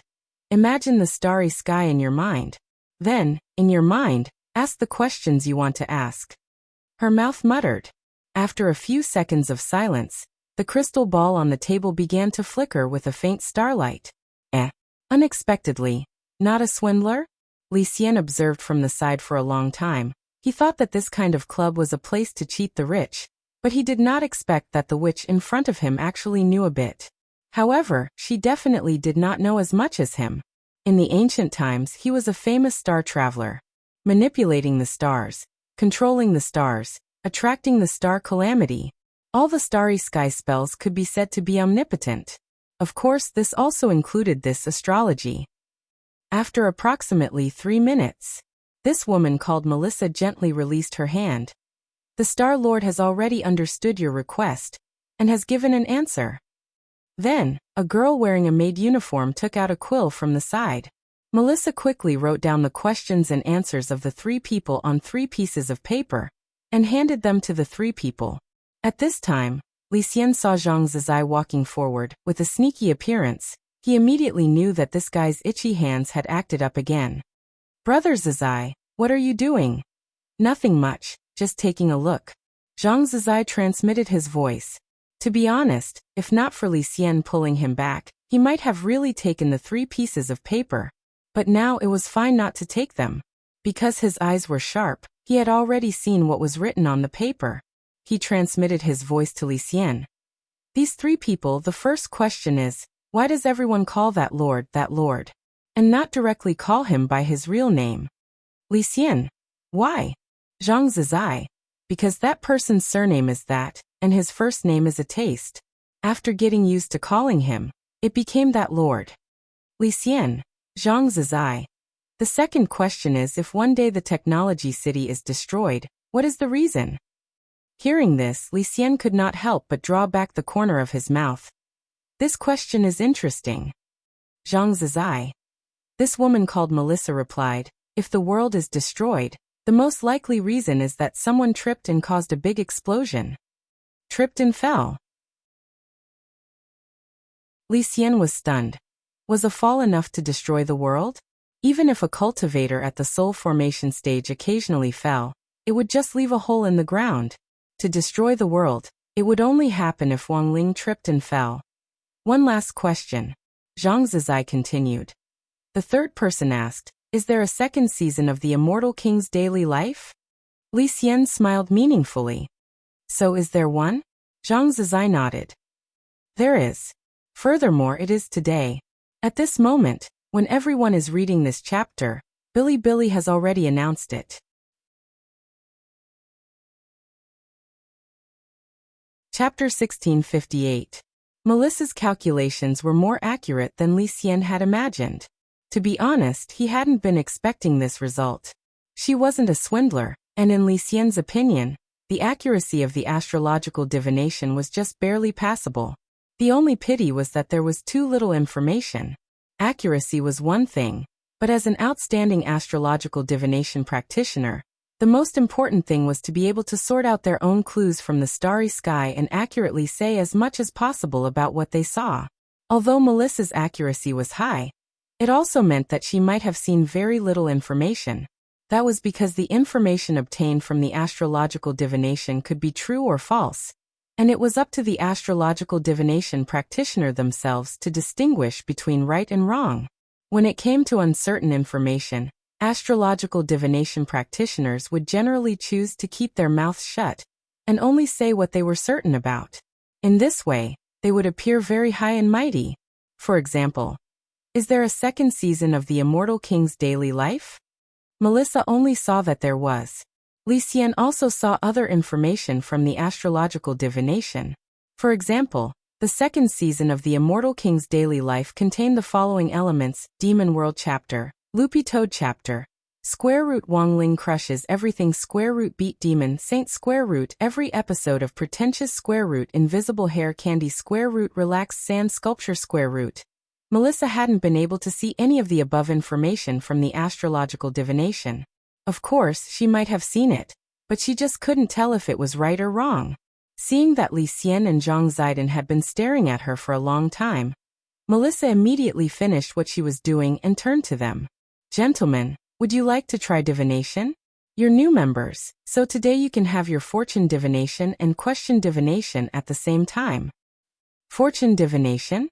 Li Xian smiled gently and said, I know that brilliant divination masters can change luck. Can you do it too? Melissa gave a professional smile. According to the different changes in the astrological divination and the constellation each person belongs to, there will naturally be strong and weak luck. It's impossible for anyone to have excellent luck every day. Oh, is that so? Zhang Zidong was skeptical. He actually didn't believe in such things. After all, in ancient times, he had always been lucky. The only time he had made a mistake was when he had fallen at Dao Ancestor Wang's hands. The daily fortune prediction was a free divination for members. But in fact, this seemingly free project was actually very sophisticated. Hearing that the two new guests were interested in luck, Melissa immediately knew that she had to complete her daily KPI in advance. The so-called change of luck is only achieved through some small auxiliary tools to achieve the effect of balancing the luck star. In other words, you can absorb a bit of the luck of the people around you to dilute some of the bad luck on your body. This way, you won't seem so unlucky. Melissa spoke frankly with assurance, showing that she was very professional. However, Li Xian was an expert. This was showing off in front of an expert. The Star of Fate was indeed a special celestial body that could affect one's fate. Moreover, it was indeed possible to use some special astrological tools to guide the luck of the person who received the most blessing to the person who needed to change their luck. However, such a method could only be achieved by an extremely high level of skill. Of course, Li Xian could do it. But Melissa, he guessed that with this lady's ability, she would not be able to do such a thing. However, the situation had not been clarified, and Li Xian could not directly accuse Melissa of swindling her. Thus he used a probing tone to ask. Then, Lady Melissa, in this astrology club, are there any astrologers stronger than you? No, I'm ranked first. Melissa shook her head. Li Xian and Zhang Zipei. Alright, a swindler. But regarding the astrology divination, Li Xian was actually very interested. After all, their goal was not to divine astrology, luck, or fortune. They wanted to obtain some specific information. Of course, Li Xian could also use astrology to deduce information. However, to do so through astrology, the crystal ball used for divination was of very high quality. The club's crystal ball was too inferior, and might affect the results of the divination. Of course, the most important thing was, the opponent was an ancient rank expert, and would definitely be prepared in this aspect. It would not be good if they alerted the enemy. Thus, obtaining information from a human was currently the best outcome. Alright, Lady Melissa, we need to conduct the divination. At this time Li Xian said, Welcome. Then can the two of you please follow me? The fortune divination is in another room. Melissa bowed, then led the two of them to a room specially used for astrology divination. In order to prevent the luck from affecting the surrounding people, the divination needed to be done individually. Li Xian and Zhang Zipei communicated with their eyes, and finally, Li Xian took the lead to enter the velvet-carpeted room. After the door was closed, Melissa put on a special purple crystal gauze dress, wrapping her body tightly from head to toe.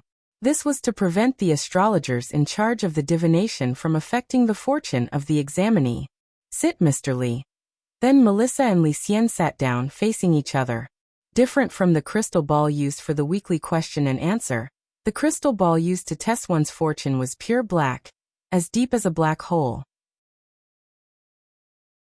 Lucien feigned ignorance and asked, "Then, Lady Melissa, what do I need to do? Put your hand on it." Please clear your mind, and then put your hand on it. First think of something happy, then think of something sad," Melissa said. "Okay." Lucien nodded his head. However, the matter was out of Melissa's expectations, because after the first round of divination, she was actually unable to see the position of Lucien's luck star. The slight astonishment in her eyes told Lucien that Melissa's divination had a problem. "What happened, Lady Melissa?" Lucien laughed. Melissa closed her eyes, not admitting defeat, and used all her strength to calculate. Then in the next second, she suddenly stood up. This is impossible. Why is your luck so good? I've never seen anyone with a fate star that's full." "Because using the luck star to determine one's fortune is not accurate." Lucien laughed calmly. "With Lady Melissa's knowledge, since you know about the luck star, then you should also know about the existence of the fate constellation, right?" Fate constellation. The so-called fate, only with fate can there be luck. Cultivators who have studied astrology can use it to light up their own fate constellation. From there, they can achieve the goal of eternal luck. "Senior, who exactly are you?" Melissa was shocked. "Do you want to learn? I can teach you." Lucien touched the black crystal ball and laughed. "But the condition is that you have to give me something to exchange for it." When Melissa heard this, she immediately pondered for a long time, as if she was going through an intense struggle in her mind. After a few minutes, Lucien asked, "How is it? Have you thought it through?" Melissa seemed to wake up, and then nodded her head with determination. I understand, Senior." Then, she started to take off her amethyst robe in front of Lucien, and then her clothes. At this time, Lucien was even more frightened as he hugged her. "What are you doing? Didn't Senior say that you would give me something to exchange for it?" "But I didn't say that you would give yourself."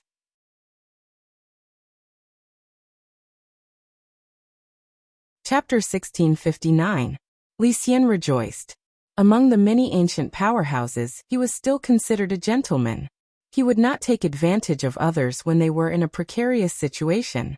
But if it was Zhang Zipei who entered the house, it would be different.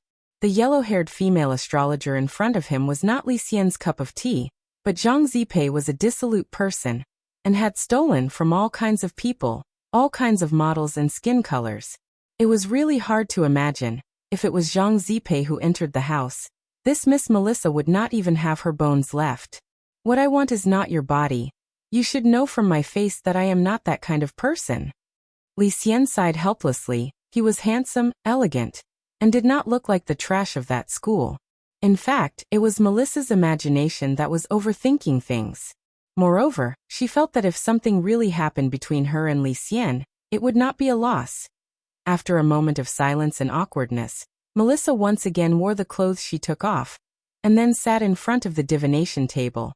After calming down, she asked indifferently, "Then what does Senior want?" At this time, the two of them had a tacit understanding, and acted as if nothing had happened. "It's very simple. You want me to teach you my craft. Then I will exchange some information that I am interested in." Lucien stated his conditions. "Senior's astrology is so strong, there is still information that you do not know?" Melissa revealed an inconceivable expression. "Astrology is not omnipotent. Even if it is me, when facing an opponent who is prepared in this aspect, there is still a chance of making a mistake. So it is better to directly ask someone who has the information." Lucien sighed, and said frankly. He knew that Melissa actually had her own concerns, and directly grabbed her hand and placed it on the black crystal ball in front of him, and started a very simple astrology calculation. Then he opened his mouth and said, "Miss Melissa, your mother's body does not seem to be very good. So, you are currently very short of money. This astrology club is opened by your boyfriend, but your boyfriend is a scum, flirting everywhere, so you already have no feelings for him. The reason why you are here to swindle customers to buy transportation products is mainly to treat your mother's cervical spondylosis? Hearing this, Melissa revealed an inconceivable expression. It was the first time she had met Lucien. It was impossible for anyone to know so much about her. Moreover, Melissa had never mentioned her mother's illness to anyone. At this moment, when she heard Lucien's words, she couldn't hide the shock on her face. Senior, you. Perhaps this is a little offensive to Lady Melissa, but these are the things I just saw. However, there were some other private matters involved, and if he said too much, it might cause Lady Melissa to feel pain. Let's not talk about it. Lucien waved his hand and frowned as if he was thinking. He said indifferently, Lady Melissa's mother's illness. I know of a set of primal chaos divine arts that can cure it. Hunyuan cultivation method? Senior Lee, can you use the Hunyuan technique to treat my mother's cervical spondylosis? Of course. This set of cultivation technique was very simple and did not have many realm restrictions. And if he only taught the part of massage therapy, you can learn it yourself. Lucien said. He crossed his fingers and held his chin. I can teach you how to treat your mother's illness, and I can also teach you some new astrological methods. As long as he grasped the core skills of astrology, in this place, you can completely get rid of your philandering boyfriend. Isn't it popular now for independent women to do it? Wang. Melissa felt her heart beating fiercely. Lucien's words, directly attacking the soul, she had to say it. It gave her a strong feeling of heartbeat. She had done all of this for so many years. In the end, the simplest reason? It was nothing more than to protect her family. After careful consideration, Melissa raised her head with tears in her eyes. Then, Senior, what do you want me to do? Lucien calmly smiled. I want to inquire about that, Lord. Melissa was not stupid. She had seen Lucien's methods. In her heart, she had already guessed Lucien's intentions. She did not say anything. She just turned around and opened a secret compartment. She pressed a button. Instant time? In this fortune divination room, the walls on all four sides were like fish scales that flipped over in an instant, and almost every compartment was embedded with a different colored crystal. After doing all of this, Melissa nervously said, Senior, I have arranged this room for a long time. I do not know if it will be useful, but it is the best way to stop the explorers. But time is limited. Once the energy of the crystal is used up, it will not work. Explorers. This is what that Lord uses to monitor the situation. It is also known as the will guard. Melissa said. All of our wills are monitored by that Lord. Senior should have seen the light beam above the castle, right? Unless there is a way to block those light beams. Just as she finished speaking, the energy of the crystal in the room had already been used up. From start to finish, it did not even last for a minute. At this time, Lucien had completely understood. Melissa did not dare to say anything. She did not even dare to think about the matter regarding that Lord. The operation of the Will Guard was a huge deterrent to all the mechanized cultivators in the technology city. However, people like Lucien and Zhang Zipei who had snuck in from the outside would not be threatened like this. As long as we block the light beam above the castle, it will be fine. At that moment, Lucien muttered in his heart, and then sent a telepathic message to Zhang Zipei outside. What do you think, Brother Zipei? It's just stealing light. I'll give it a try. Zhang Zipei received Lucien's request. Without another word, he disappeared from the divination club like a ghost. At the same time, in Sega Tavern in the slums, a group of people from Battle Sect was also discussing a plan to get rid of this illusory land of nothingness. After hearing about the Will Guards, everyone in the Battle Sect became interested. Will Guard is it? Wang Ming raised his eyebrows in Jiabugui's body and said, This method of monitoring has been a rumor in the core area for a long time. That's right. I only confirmed it after lurking here for a long time. But this Will Guard has no effect on outsiders like us who have snuck in here. It's just a potential deterrent to the local residents here, Xiangyi replied. Then everyone turned to look at Wang Ming. Wang Ming felt a little creeped out by the stares. You don't have to look at me like that. I'm not a spy. Although I'm currently controlling Jia Bugue's body, the will guard can't pick up my brainwave signal, so it's still Jia Bugue's signal that the other party is picking up. Right now, Jia Bugue looks like he's sleeping, so it won't arouse any suspicion. Then, does Mr. Wang Ming have a way to connect to Jia Bugue's will? At that moment, Qin Zong and Xiang Yi asked almost in unison, their thoughts coinciding. They looked at each other and smiled. Wang Ming immediately understood what the two of them meant. If he could manipulate Jia Bugue's brainwaves and release a false signal, it would be a perfect cover for their next move. But it wasn't like there weren't technical problems with this operation. Once Wang Ming's brainwaves interfered with Jia Bugue's, the two brainwaves would merge into one, and there was a risk of exposure if they weren't careful. I'll try. At that moment, Wang Ming slowly closed his eyes. He hypnotized himself countless times in his heart as he muttered, I'm Jia Bugue. I'm Jia Bugue. I'm Jia Bugue. Brother Zhua, what is Mr. Ming doing? Zhou Zi was puzzled. Zhua replied indifferently, don't you understand? He's trying to hypnotize his own brainwaves to ensure that there are no other risks after he intervenes. The truth was that when Wang Ming began to operate, it wasn't just Zhua. Even grenade-throwing senior immortal, Loopy Toad, Qin Zong and Xiang Yi were deeply shaken. This was clearly just an ordinary person. But an ordinary person with no spirit energy at all was actually able to develop his brain to this extent. It was simply terrifying. A lie repeated 1,000 times was the truth. If you wanted to deceive others, you had to first deceive yourself.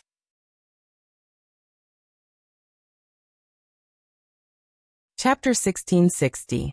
As a user of brainwaves, Wang Ming naturally knew the danger of connecting two brainwaves in series. It was easy for him to hypnotize himself into Jia Bugue, but if he got too immersed in his role, there was a high chance that he wouldn't be able to come out in the end. However, this was only a small portion of Wang Ming's brain waves.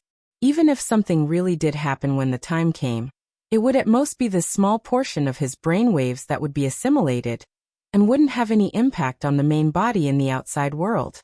After a few minutes, he opened his eyes with a flushed face. Jia Bugue's body had clearly become scalding hot from the operation of the brainwaves, and there was even steam rising from the top of his head. For the time being, it's a success. Wang Ming nodded. I've already homogenized his brainwaves, so I can become him at any time without being detected by the willpower guards. In terms of movement, I have already used my own brainwaves to implant suggestions. You only need to use certain gestures or sounds to control Boss Jia's body to move around. In other words, you haven't completely connected yet? Grenade-throwing senior immortal asked. That's right. Completely connecting the brain waves and twisting the two brain waves into a rope. In my opinion, this was the last step that had to be taken. Because once I'm connected, I'll become Jia Bugue. And it's hard to say whether I'll be able to back out, Wang Ming replied. At the moment, he was still in a semi-connected state. Because of the brainwaves, he had become Jia Bugue, which was probably unexpected for the heartless patriarch and his disciple. Wang Ming was also well aware of how important his role was.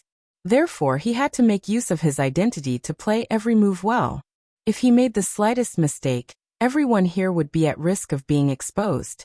And the plan that grenade-throwing senior immortal had painstakingly entrusted to the senior Xiang Yi for so many years would completely turn into bubbles. The people sitting here weren't idiots. Naturally, they could also imagine what Wang Ming was thinking and what his concerns were. It was just as Wang Ming had said. He had to use the identity of Jia Bugue to deceive the heartless patriarch and his disciple through the willpower guard and lure them into the trap they had set. This was already the last step. At that moment, Qin Zong stared at Wang Ming's Jia Bugue face for a long time before he suddenly thought of something and asked, Come to think of it, it wasn't just our group who infiltrated this world, right? I ran into Brother Zhua and classmate Zi. Then I met you guys. Grenade-throwing senior immortal. It was because I saw Miss Rong and Miss Yoshiko's text message. At that time, Brother Dog and I happened to be investigating Shouchung's kidnapping, and in the end, we didn't expect to track them to the edge of this illusory land of nothingness. Hearing this, Zhua was shocked. It was actually Master's wife who sent you a message. No wonder Yoshiko followed you here. It seems that when I sent her the message, she was probably right next to me. Grenade-throwing Senior Immortal sweated. So they came here because they saw your text message, Brother Joie? They even called Senior Golden Lamp along in passing. I'm afraid so. Then how do you know about this Nihility illusory realm? Naturally, it's Senior Lucien and Senior Zhang Zipi. They should be the first group to explore this illusory realm. Hearing this, everyone fell into a long silence. It turned out that the real purpose behind this string of nesting dolls was actually to switch maps for the Battle Sect team-building activity. Are these two seniors very strong? Qin Zong asked again at that moment. It wasn't just him. Even Xiang Yi had a puzzled expression on his face. After all, the two of them were the only outsiders in this Battle Sect team-building activity. These two are 10,000 level experts. Loopy Toad, with its head of lush green hair, also said with a face full of sweat. Hence, after the current analysis, the people in the tavern suddenly discovered an incomparably stiff problem. The first group to enter was Li Xian and Zhang Zipei. The second group was Audiobook, Zhou Zi and Qin Zong. The third group was Lotus Sun, Jumiya Yoshiko and Golden Lamp. And now the fourth group was Grenade-throwing Senior Immortal, Loopy Toad, Xiang Yi and Wang Ming, who had already merged with the second group. Their current plan was to use the willpower guards to deceive the Heartless Ancestor, to get more information out of him. But now, in a situation where their actions didn't match up, it was very likely that this would result in a false start. That was, the other two groups would be completely unaware of the Heartless Ancestor's plan. They would directly rush over and destroy this willpower guard. Obviously, everyone thought of this and couldn't help feeling a little worried for a moment. It looks like we have to get to the core area as soon as possible and meet up with them. Grenade-throwing Senior Immortal smiled bitterly. To be honest, this trip to the illusory land of nothingness had turned out like this. He was partly to blame.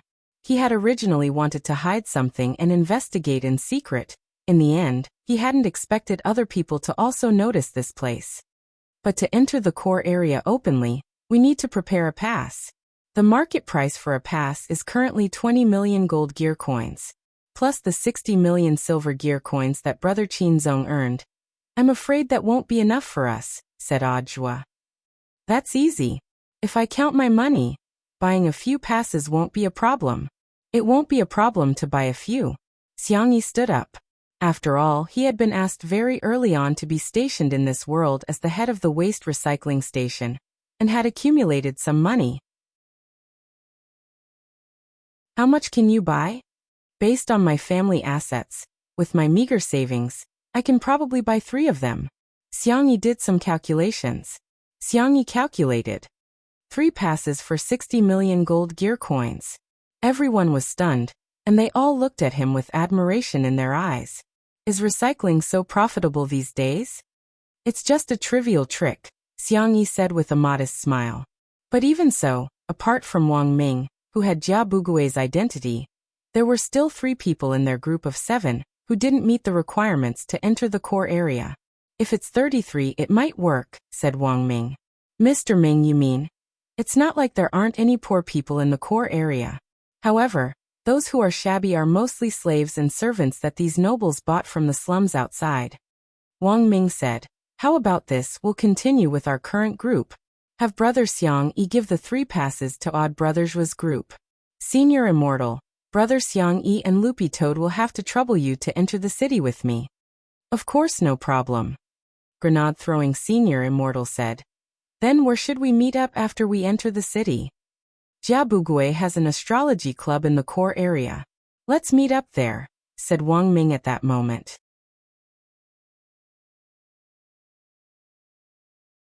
Chapter 1661. When Wang Ming decided to use Jia Bugui's identity to lead Grenade-throwing Senior Immortals group into the core area, the faces of several women instantly flashed through his mind. As one of the few bigwigs in the core area who ran all kinds of brothels and had almost monopolized the market, Jia Bugui had a natural advantage in the core area, but in fact he also had a lot of debts. These debts weren't about money, but about love affairs. When it came to love, Wang Ming had always been single-minded. He had never truly fallen in love with anyone, But once he had given his feelings, he was determined to the end. In fact, when his brainwaves had entered Jia Bugui's body back then, Wang Ming had his own concerns. The main reason was that he had sensed Jia Bugui's romantic nature, and was worried that it would contaminate his pure self and make him unclean. But considering that Jia Bugui's identity would indeed be helpful to their mission plan, Wang Ming had finally made up his mind to take control of his body. Thus, Wang Ming had completely activated Jia Bugui's brainwaves and merged them with Wang Ming's brainwaves. This was Wang Ming's final step in facing death with equanimity. In any case, this was just a small portion of his brainwaves that had been separated from his body. If it was contaminated later, he might as well not put it back. Staying here forever was, in fact, the better choice. Everyone set out one after another. In order to avoid arousing suspicion, Audiobook and Wang Ming led the two carriages, and deliberately set off after some time. Audiobook and the others went first. Just like that, they saw the only exclusive main road. The core area of the technology city, shrouded in the glitter of jewels and treasures, the imperial city, which gave off an extravagant aura, appeared in front of everyone. In the center of the city, above the ancient castle, the light beam that connected all the guards and the powerful defensive barrier was released from the top of the tower. Like a bird cage, it formed an umbrella-shaped protection that enveloped the entire imperial city. Looks like that's the target. Audiobook was a little astonished when he saw the scene from a distance. He thought that after so many days at Wang Ling's side, he had witnessed a lot of big scenes. But as he stood here now, the scene in front of him made him tremble slightly and a little out of control. Was this the power of an ancient expert? Although he had already faintly felt some pressure when he was in the slums, but when he really entered the core area of the imperial city, he felt a little pressure. This world constructed by an immemorial rank powerhouse using the strongest laws was presented before him, and his heart was shaken. For the first time, Audiobook couldn't understand it. Of course, what made him feel even more unreachable right now was not the pressure from the laws of these ancient powerhouses. Instead, he was thinking about something else. That was Wang Ling. He knew very well how powerful Wang Ling was. But the truth was that Wang Ling had never shown 100% of his combat strength in front of him. The laws created by the ancient powerhouses were enough to make him feel this way. If one day he completely removed the talisman seal, what kind of scene would that be? In the team voice space, Audiobook, Zhou and Qinzong created a separate space to communicate in secret, so that the hired driver in front wouldn't hear their plan. That must be the light beam that connects to the willpower guardian. Qinzong rubbed his chin and narrowed his eyes. They were still very far from the ancient castle, but the light beam emitted from the top of the castle made him feel a little uncomfortable. "This light makes me uncomfortable," he said. "Me too." Zhou shivered. He had the lowest realm among them. If it wasn't for the 5 layers of long johns he was wearing, he suspected that he would have fainted as soon as they entered the imperial city. But no matter how uncomfortable it is, we have to endure it first. For now, we still have to think of a way to lure out the heartless ancestor and his disciple. There should be a lot of ways to destroy this light beam. Saying this, he suddenly asked Qinzong, "By the way, I don't think I've seen you use any magic treasures?" "I have weapons too. I just don't use it often," Qinzong said, spreading his hands. "And it has been upgraded to a chaotic artifact for a while. It's just that every time I use them, the situation is already perfectly resolved, so there's no place for me to use them." "Are you showing off something?" "No, Brother Zhua. I'm telling the truth." Qinzong laughed. "I'm just a little luckier than the others, you can't blame me." Click. At that moment, a shutter flashed as Audiobook took a photo of Qinzong. Qinzong. "Audiobook, didn't you say you were luckier? I'll take a photo of you and forward it to see if this mission will go smoothly." Zhou clutched his stomach and burst into laughter. "Brother Zhua, you think Brother Qinzong is a koi fish? Forward it to a collection of good luck?" For a moment, the atmosphere in the carriage fell silent. After a few seconds, Qinzong suddenly felt the atmosphere drop to a visible freezing point. Holding his phone, he could see that it was trembling. "Brother Zhua?" Qinzong asked tentatively. I sent it," Zhou and Qinzong. F asterisk asterisk K. Isn't this illusory world equivalent to another world? Why is there a mobile signal? Ajwa was horrified. Was this the same world, the same mobile signal? He had originally wanted to post Chinzong's photo in his WeChat moments, and had planned to set it as a private photo that only he could see, in order to avoid Kiyomiya Ryoko's misunderstanding. In the end, he had just been absent-minded and had directly sent it out. Furthermore, it just so happened that he was about to die.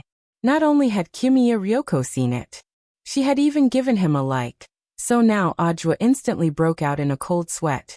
It's over, it's all over. At that moment, inside the carriage, Ajwa felt the sky go black as he looked up. I'm here, sister-in-law probably won't do anything to you. Chinzong laughed. To be honest, he also wasn't sure why such a coincidence had happened.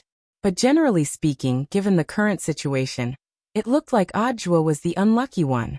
As long as they were together in the world, Chinzong felt that they would definitely have extraordinary luck in other areas because of the accumulation of luck. In short, Brother Zhua, don't think too much about it.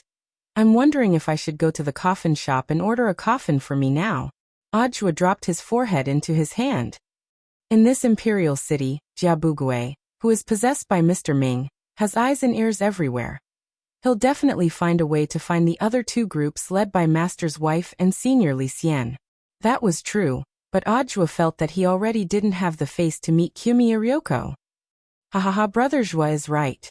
But have you ever thought that we might run into sister-in-law on the road? Said Chinzong. No way. Ajwa abruptly raised his head at these words. Chinzong had just been joking in passing. Who would have thought that as soon as he said this, outside the window of the carriage, 3 familiar cloaked figures brushed past their carriage. Ajwa looked at Chinzong in horror. Excuse me, has your mouth been blessed? Chinzong? ?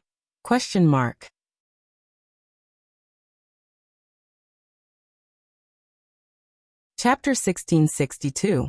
Although this group of people were wearing masks and cloaks, when the carriage passed by, Ajwa could still sense a hint of coldness emanating from under the cloaks, and he could tell that one of them was Kiyomiya Ryoko. He broke out in a cold sweat on the spot, making Chinzong very nervous for a moment.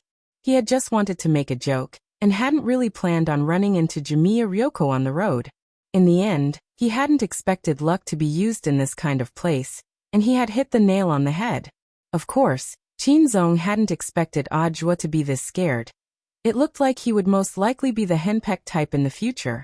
In the carriage, they had a tacit understanding not to disturb Lotus-san and the others. Instead, when the carriage passed an alley, they quietly gave the coachman some money to quietly follow them. Ajwa had mustered up his courage to do this, even though he only dared to let the coachman follow them secretly for now.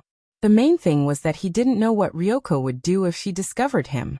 Their purpose in going to the astrology club was to find the remaining 2 groups as soon as possible to avoid any mishaps.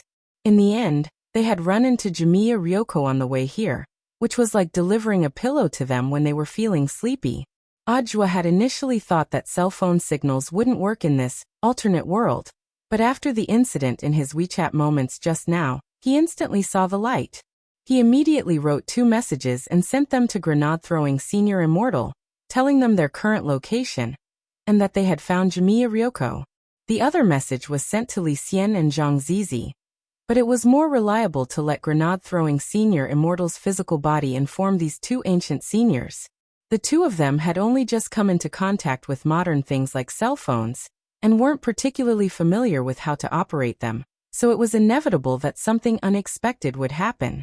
After doing all this, Ajwa breathed a slight sigh of relief.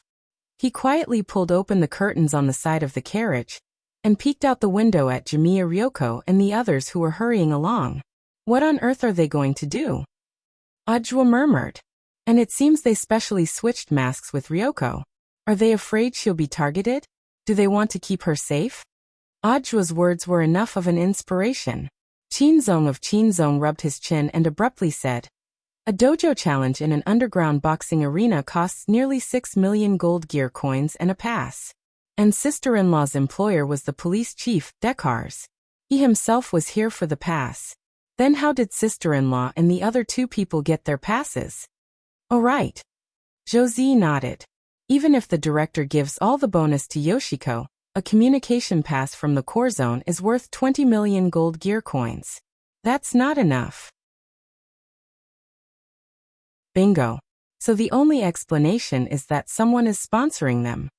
Qin Zong snapped his fingers and said with a calm expression, "The person who is most likely to sponsor is the boxing arena operator, Zhu Yuanran." Is it because Senior Golden Lamp saved him from the Black Dragon? Ajwa frowned. Judging from Zhu Yuanruan's hostility towards them in the beginning, he felt that this person was not a nice person.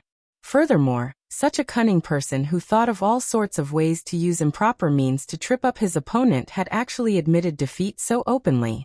This also made Ajwa vaguely feel that something wasn't right. It seems that Brother Zhua and I both think that this Zhu Yuanrun isn't a good person. In the carriage, Qin Zong folded his arms and analyzed. When all is said and done, this Zhu Yuanrun is just a capitalist who doesn't get up early without profit. This kind of person? It's impossible for him to make a loss. That's why he gave them extra passes. Someone must be helping Zhu Yuanrun to lure the enemy deep into their territory. Ajwa and Josie heard this. They were all silent and deep in thought.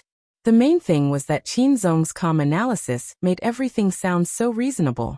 It could almost be described as impeccable. Of course, Qin Zong actually wasn't too sure about this conclusion. That's just my point of view. Brother Zhua and Brother Z can just listen to it. They might also be confused. Confused? A koi fish like you can also be confused? Ajwa laughed in his heart. In fact, Qin Zong hadn't confessed his true identity to Ajwa at all. But Ajwa already regarded him as a koi fish in his heart. Everything was so natural. But now? The carriage wheels came to a stop again. The driver at the front lifted the curtain. Sirs, the area in front is a private residence? The carriage could not go in. I saw that the lords you were chasing had already entered through the entrance. Okay, many thanks. Ajwa nodded. Soon after, they also got off the car. Was it as the coachman had said? What Ajwa and the others saw was a magnificent mansion with richly ornamented beams and painted rafters, on which all kinds of ancient mechanical beasts were carved, perfectly blending in with the style of this world. Including the plaque decorated with neon lights on the door, the words D Manor were written on the flickering lights. So this is the official residence of that director? Ajwa stood at the door in a daze. Then he started to pace as well. He followed Kyuya Ryoko and the others in. His intuition had always been accurate. He had a feeling that something bad was about to happen. Even though Ajwa knew very well that Monk Jindeng was here, even if they encountered great danger, it would not be a problem. However, he still had to protect his own woman. This was what a real boyfriend should be like. Should they split into two groups and take the other carriage? As expected, grenade-throwing Senior Immortal and the others, who had entered the core city as servants, received news from Ajwa. As expected, Brother Zhua is very lucky. Not long after entering the city, we ran into Miss Rong and Miss Ryoko. Grenade-throwing Senior Immortal said with a smile. Actually, he had already expected this outcome. After all, Ajwa was with that one and only koi in the cultivation world. Then are we still going to the astrology club? Xiangyi asked. We still have to. Every week, a large number of dignitaries pour in to divine the stars and fortune. Although finding these two people in this imperial city is like looking for a needle in a haystack, it's not as difficult as you think. Wang Ming nodded as he used his brainwaves to transmit the location of the astrology club to everyone else's minds. This was a real-time map. The flashing red moving dot was their current location, and the destination of the astrology club was marked with a yellow asterisk. It was clear at a glance. It's actually this astrology club? Xiang Yi was startled when he saw the mark on the map. What, you've been there before?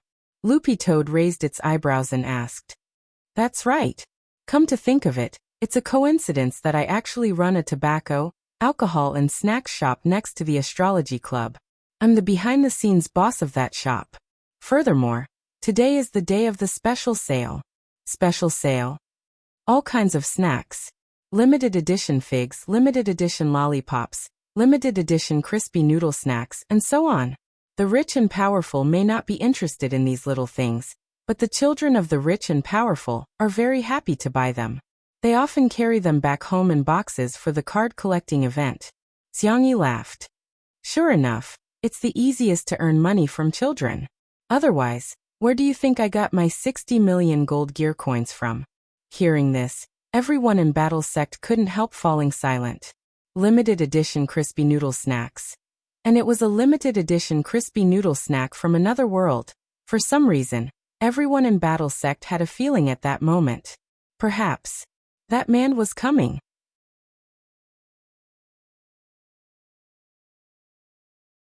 Chapter 1663. Tomorrow was his birthday. Actually, Wang Ling hadn't been looking forward to it since there had been too many mishaps on his birthdays in the past, and he had long since passed the age where he could look forward to birthdays. Every birthday told Wang Ling that he had grown a year older, and that he had become even more powerful. For Wang Ling himself, before he found a way to completely control his combat strength, every birthday was nothing more than a reminder that God had stuffed another spoonful of gunpowder into his body. His peers were now looking forward to their birthdays, but Wang Ling hoped that time could pass a little slower. As far as he could remember, he had never had a birthday party since he was 7 years old, because it was hard to imagine him being able to blow out a candle and create a fire escape grand fireball technique and directly burn down his home. So this year's birthday present was the same as in previous years. With Wang Ling's permission, Father and Mother Wang still gave him the option to buy something he liked. 17 years old. This year's birthday gift red packets seemed to be more generous than in previous years. Surprisingly, Father Wang wasn't stingy. The couple stuffed 17,000 HNY into the red packets. For Wang Ling, this was shockingly a huge sum of money. When he opened the red packets, he received the couple's heartfelt wishes. On each bright red banknote was written beautifully in pencil, "Happy birthday, son." Father Wang had been fiddling with these 170 banknotes in his study for a long time last night. He had written a lot of well wishes online, and after sorting out his thoughts, he had planned to transcribe them on the banknotes bit by bit. Later, he realized that there were too many well wishes, and it seemed that these 170 banknotes weren't enough to fully express his feelings. Thus, out of all the words he wanted to say, there was only one sentence left: "Happy birthday." But Wang Ling didn't intend to spend all this money. The main thing was that he couldn't think of what he wanted to buy, and what he really wanted to buy was a certain snack from the snack shop, which was so cheap that he didn't need to spend so much money at all.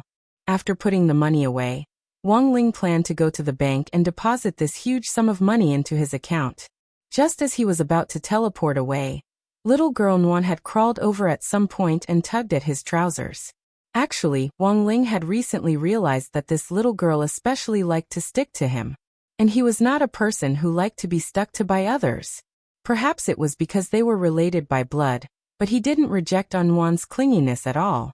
Wang Ling looked at Wang Nguyen. "Do you want to come with me?" Wang Nguyen exclaimed. "Ah." Therefore he half squatted down and picked little girl Nguyen up. His movements were smooth and natural, and he could not find any mistakes.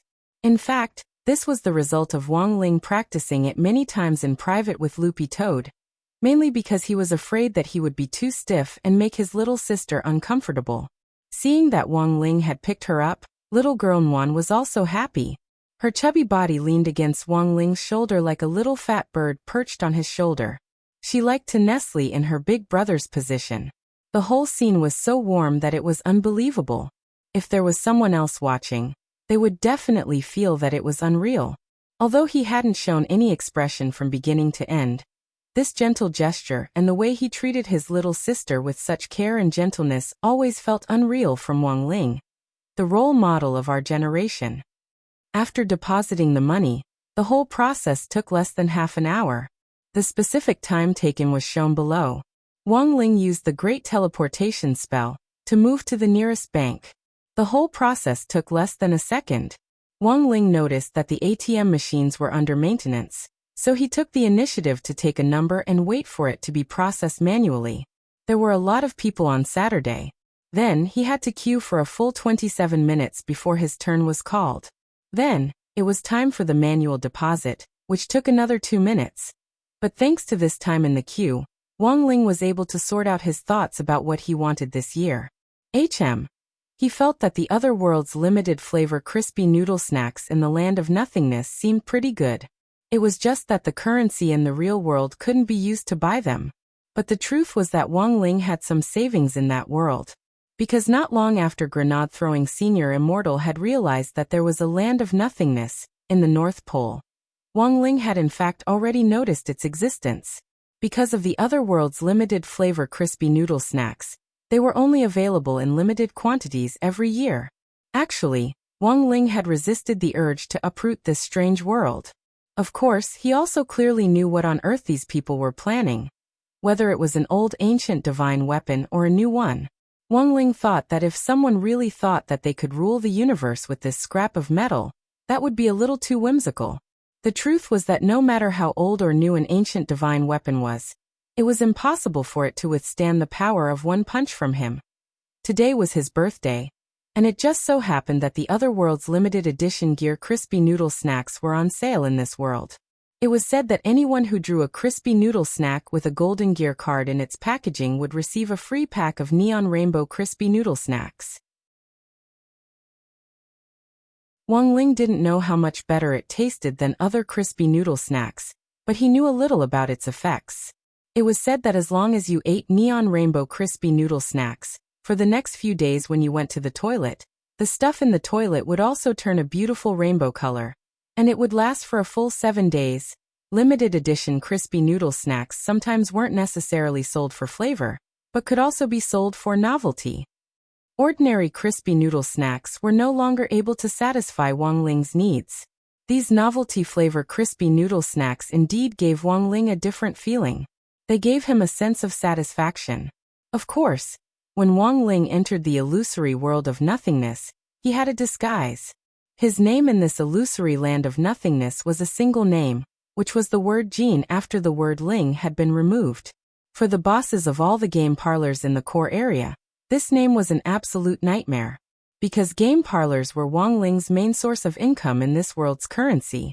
As for An Wan, as long as she was in shadow form, she could stay on Wang Ling's shoulder without anyone noticing. Thus, when Wang Ling put on the white fox mask which he had prepared beforehand and swaggered into one of the game parlors in the Imperial City, almost in a split second, the game parlors went into level 1 alert mode. It's Jean. God, Jean has appeared again. Is he going to smash the boxing machine again today? When the person in charge of the game parlors saw the familiar figure enter the surveillance room, he instantly broke out in a cold sweat. Staring at Wang Ling's figure, he immediately ordered the person next to him. Quickly find someone to calm him down, then inform Boss Jia at once and ask him if he has any countermeasures.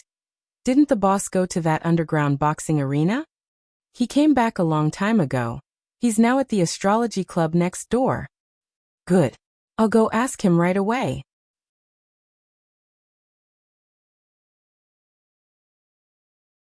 Chapter 1664. Illusory Realm. The core area of the Imperial City, in the central hall of the huge ancient castle, an old gentleman wearing a gold-rimmed monocle sat on a dazzling king's chair inlaid with all kinds of beautiful crystals. He held a black scepter in his hands and squinted his eyes into slits, exuding an air of unfathomable depth. The most eye-catching part of his extremely distinctive face was the pitch-black mole at the corner of his mouth. Your Excellency, the Black Dragon has been captured. But by the time we caught him, he had already killed 3 past commanders. A spherical guard floating in the air entered the palace and reported the current situation in an electronic voice. This matter should not be made public. The previous commanders also had backup bodies. Have they been replaced? Nawe held on to his scepter and replied indifferently. All of them have been replaced with newly developed antique divine weapon androids. Up until now, the families of these killed commanders still haven't reacted. This matter has been handled beautifully. Nawe smiled. Shocheng and the Black Dragon are both in place. The merging of the Brain of God has been completed. Now we just have to wait for Mr. Nawe Gong to offer up his body. Have they arrived? Yes, Your Excellency Nawe. They have already entered Daika's mansion. Immediately send people over and surround the mansion. We must capture Gong alive. Try not to damage her body. Yes, Your Excellency. After making all these arrangements, Na Wei heaved a long sigh of relief on the king's chair. Back then, his master, the heartless ancestor, had divided a portion of his left and right brain tissues. One of them had been implanted into his body when the black dragon had been created. The other was in Shoucheng's body. After years of painstaking preparation, the brain of God had finally been assembled. This made Na Wei very happy. Of course, there was one thing that made him even happier. He had discovered a body that was more suitable for creating antique divine weapons and mass-producing them. If he could obtain such a body, he could replace the existing materials with the latest bionic technology. His antique divine weapon would be peerless and invincible. Following the address Dekars had given them, Lotus Sun and the others smoothly arrived at D Manor. Back in the slums, Skady had already built and operated this magnificent private mansion in the core area, through his connections and channels. It was all for the sake of waiting for the day when he obtained the pass, and became a true superior. Then, he could directly move his family into this magnificent mansion. This was the lifelong dream of all lowly people. Although Daikas was different from the ordinary lowly people as he was the most hopeful person among the ascenders in the slums to enter the core area and move to this huge and magnificent imperial city, the ascenders were still classified as lowly in the archive. The only difference was that their assets and connections were incomparable to those of ordinary scums. They belonged to the higher stages of scums. But now, the situation had completely changed. Daikas had finally realized his long-awaited dream.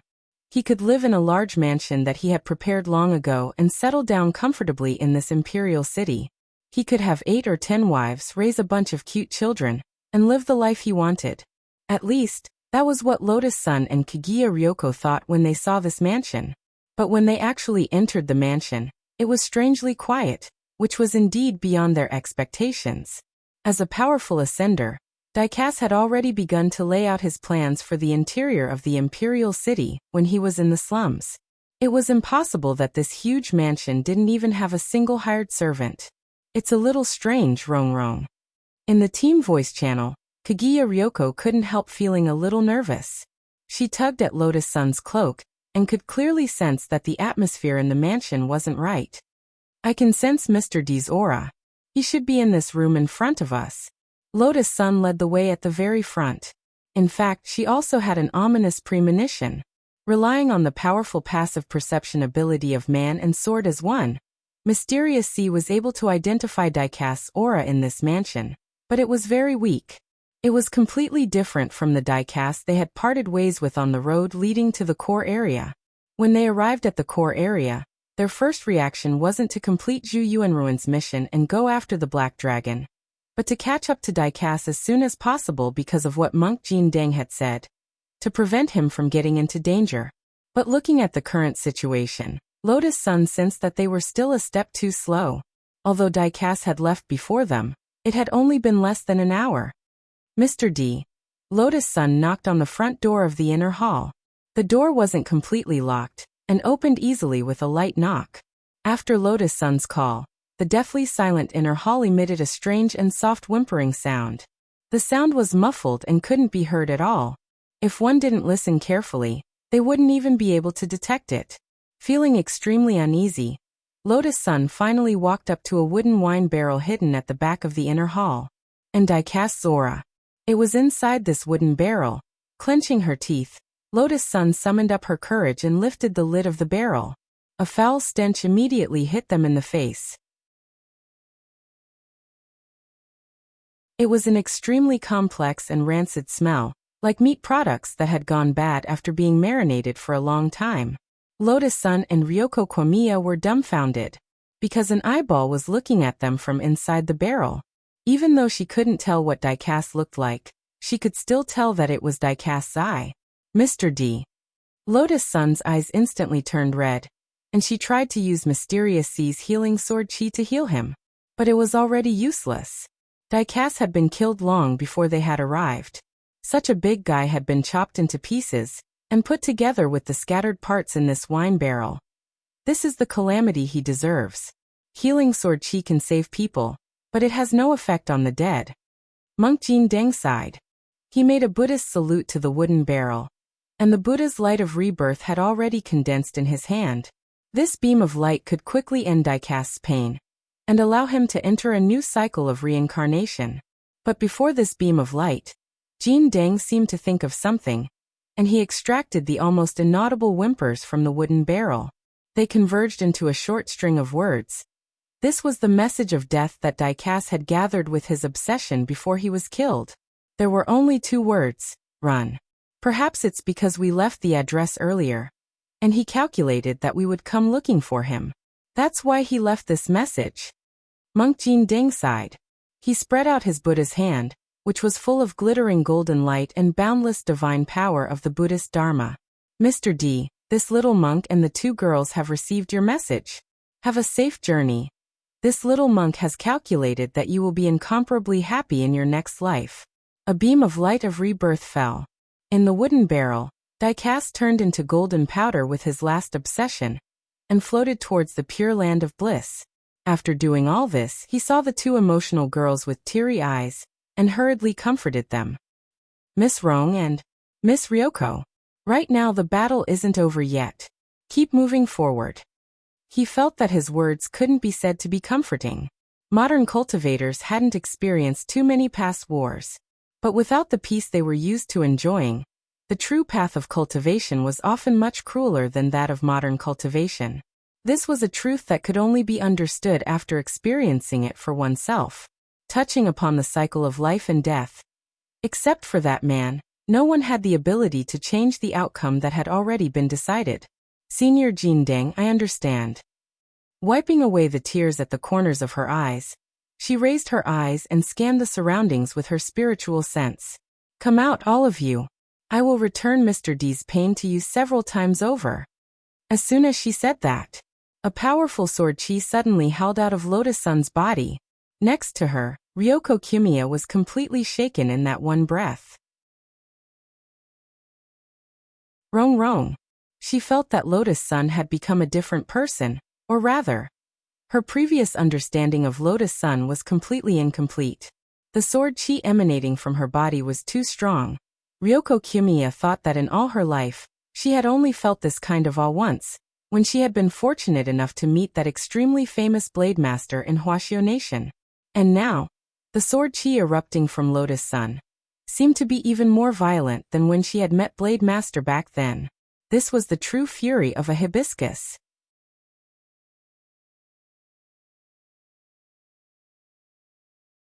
Chapter 1665. More than a dozen chilly auras with boundless coldness twisted in differently from all directions, and their target was the foyer of the mansion where Lotus Sun was currently. These malevolent spirit energies seemed to be replicas. From their intensity to their smell, they were all exactly the same, which made Lotus Sun immediately determine that these people were very likely to be the new ancient divine weapons that Monk Golden Lamp had mentioned before. Only artificial cultivators with strict standards could have such a consistent sense of harmony. From the aura to the spirit energy to the malice seeping out from within, they were all exactly the same. Kumiya Ryoko was terrified. She was not someone who had never seen such a big scene, but the new ancient divine weapons that surrounded them now, even though they were not the final products that had been finalized, each of them had the combat prowess of a quasi-Dao god. Although they weren't at the level of Black Dragon, there were many of them at the moment, and the accumulated malice had a huge impact on Jimiya Ryoko, a golden core cultivator.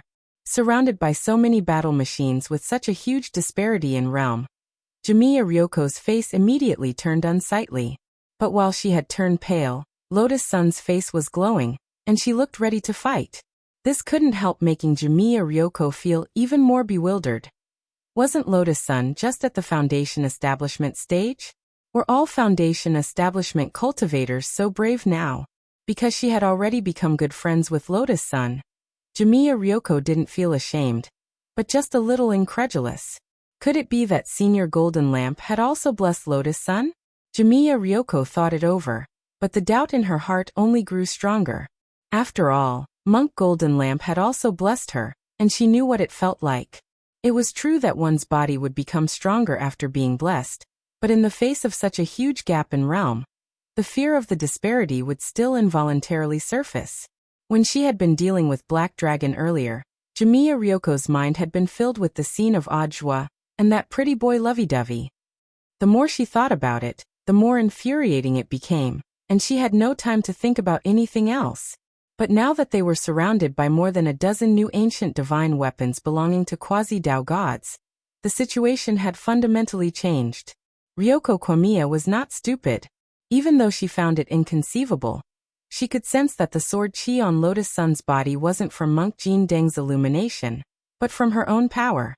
At this time, outside the inner hall, a dozen or so shadows appeared in front of them through the hazy window paper. Each of them was wearing the same black uniform, with a very special black hemp rope tied around their waists and a clown mask on their faces. One of them circled to the roof, his eyes releasing a golden light through the holes of the clown mask. "The Lord requests that we capture this Mr. Gong alive. As for the rest, you can kill them." "Yes." At the same time, a cold and gloomy aura shot toward the inner hall, locking onto Lotus Sun almost at the same time. Lotus Sun's heart suddenly turned cold. Fortunately, she had swapped masks with Komiya Ryoko and used Mysterious C's passive ability of becoming one with the sword to simulate Komiya Ryoko's aura with the Fata Morgana illusory aura technique, causing this group of people to lock onto her. "Senior Golden Lamp, protect Yoshiko." "I understand." Jin Deng put his palms together, then stepped forward to protect Komiya Ryoko behind him. He hadn't organized Lotus Sun's operation because it was a rare opportunity for her to gain experience. As a senior, it was very immoral to fight for experience points with a junior. "Thank you, senior." With Monk Jin Deng providing logistical support, Lotus Sun could act without any scruples. Then she looked at Komiya Ryoko and smiled. "Ryoko, I know you have a lot of doubts right now. I'll explain them to you when I get the chance." The situation was urgent, so she only left her with these words. Then she stepped lightly on the ground and soared into the air, breaking through the ceiling with Mysterious C in her hand. Bang! As the rubble was smashed, the girl's figure appeared along with the azure sword chi, like a hibiscus rising from the water. Her body swirled with the aura of the boundless ocean, forming a sword wave that rushed out in all directions. On the roof, Jin Deng clearly hadn't expected that Mr. Gong would choose to take the initiative to fight in the face of such a siege. When the sword chi from Lotus Sun came rushing at him, a contemptuous expression appeared on his face, and he wanted to reach out to block it. But when his hand came into contact with this seemingly unremarkable sword wave, Jin Deng was stunned to discover that it wasn't an ordinary wave at all, but a tempestuous wave. The unexpected impact carried with it a tyrannical force that made his right arm go numb on the spot. Jin Deng's reaction was swift and fierce. His brain had been instilled with a large number of combat techniques, and in the face of such an unexpected and fierce attack, even if he was suspected of underestimating his opponent, it wasn't as if he was completely without a way to remedy it. Under these circumstances, meeting force with force would only cause him to lose an arm in vain. So he very cleverly used the thinking concept of Taiji Fist. Receive, transform, release. It looked like he was receiving the attack, but in fact he was using the power of transforming force, a kind of force that could move 1,000 caddies with little effort, so that the fierce force brought by the sword chi was continuously dispersed from one point in all directions. As long as this force was dispersed, even if his arm was hit by the attack, it wouldn't completely break. Finally, with the sound of bones dislocating, Jin Deng took a step back. Using the combat techniques instilled in his brain, he resisted the trouble caused by underestimating his opponent. In the end, the price he had to pay was just a dislocation. Like most new mystical weapons, they didn't feel pain, so a dislocation didn't seem to affect them at all. With a calm expression, he used his left arm to help twist it, and the right arm was reattached. This person's reaction is very fast. Faced with Jin Deng's swift and fierce reaction, Lotus Sun was amazed after this test move. It's not that his reaction is fast. All the combat experience of a new ancient divine weapon is the same. They're like calculators that can quickly find a way to deal with different moves in the database. Sun Yinger analyzed in Lotus Sun's mind at that moment. So that's how it is. Lotus Sun nodded. She tightened her grip on Mysterious C's arm, a confident expression on her face. If her opponent was fighting her according to a preset program, then the following battle would be very easy.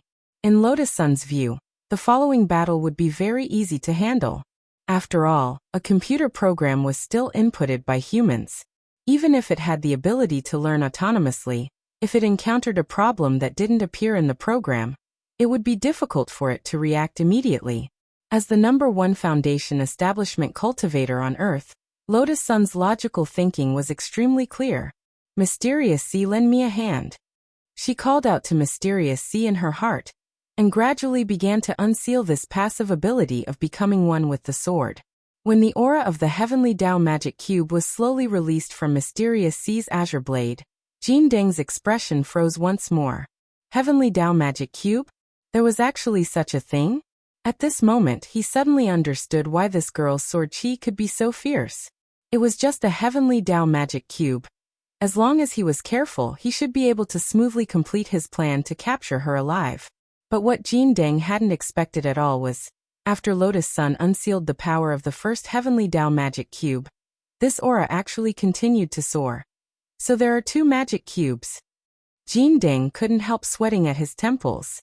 Then, the beads of sweat grew denser and denser, almost as if it was raining down, because the number of Heavenly Tao Magic Cubes he sensed wasn't just 2. There seemed to be more. A few seconds later, Jin Shui's brain had almost stopped working. Before accepting this mission, he had been full of confidence. But now, no matter how unwilling he was to admit it, he had to admit that he was already a little flustered. After all, before this mission, no one had told him that a spirit sword could actually fuse 6 Heavenly Tao Magic Cubes into it. For Jin Deng, this problem was already a little out of his league. He even had the same question as Kwamiya Ryoko in his mind. Were all Foundation establishment cultivators these days so brave? You're tuning in to the Li Mei Sword of Destiny YouTube channel. We're so grateful for your support, and don't forget to subscribe to join us on this incredible journey through captivating stories. Your generosity through donations truly makes a world of difference, as it's the primary source of revenue that allows me to expand and enhance this channel for you. Thank you from the bottom of my heart for being a part of this adventure.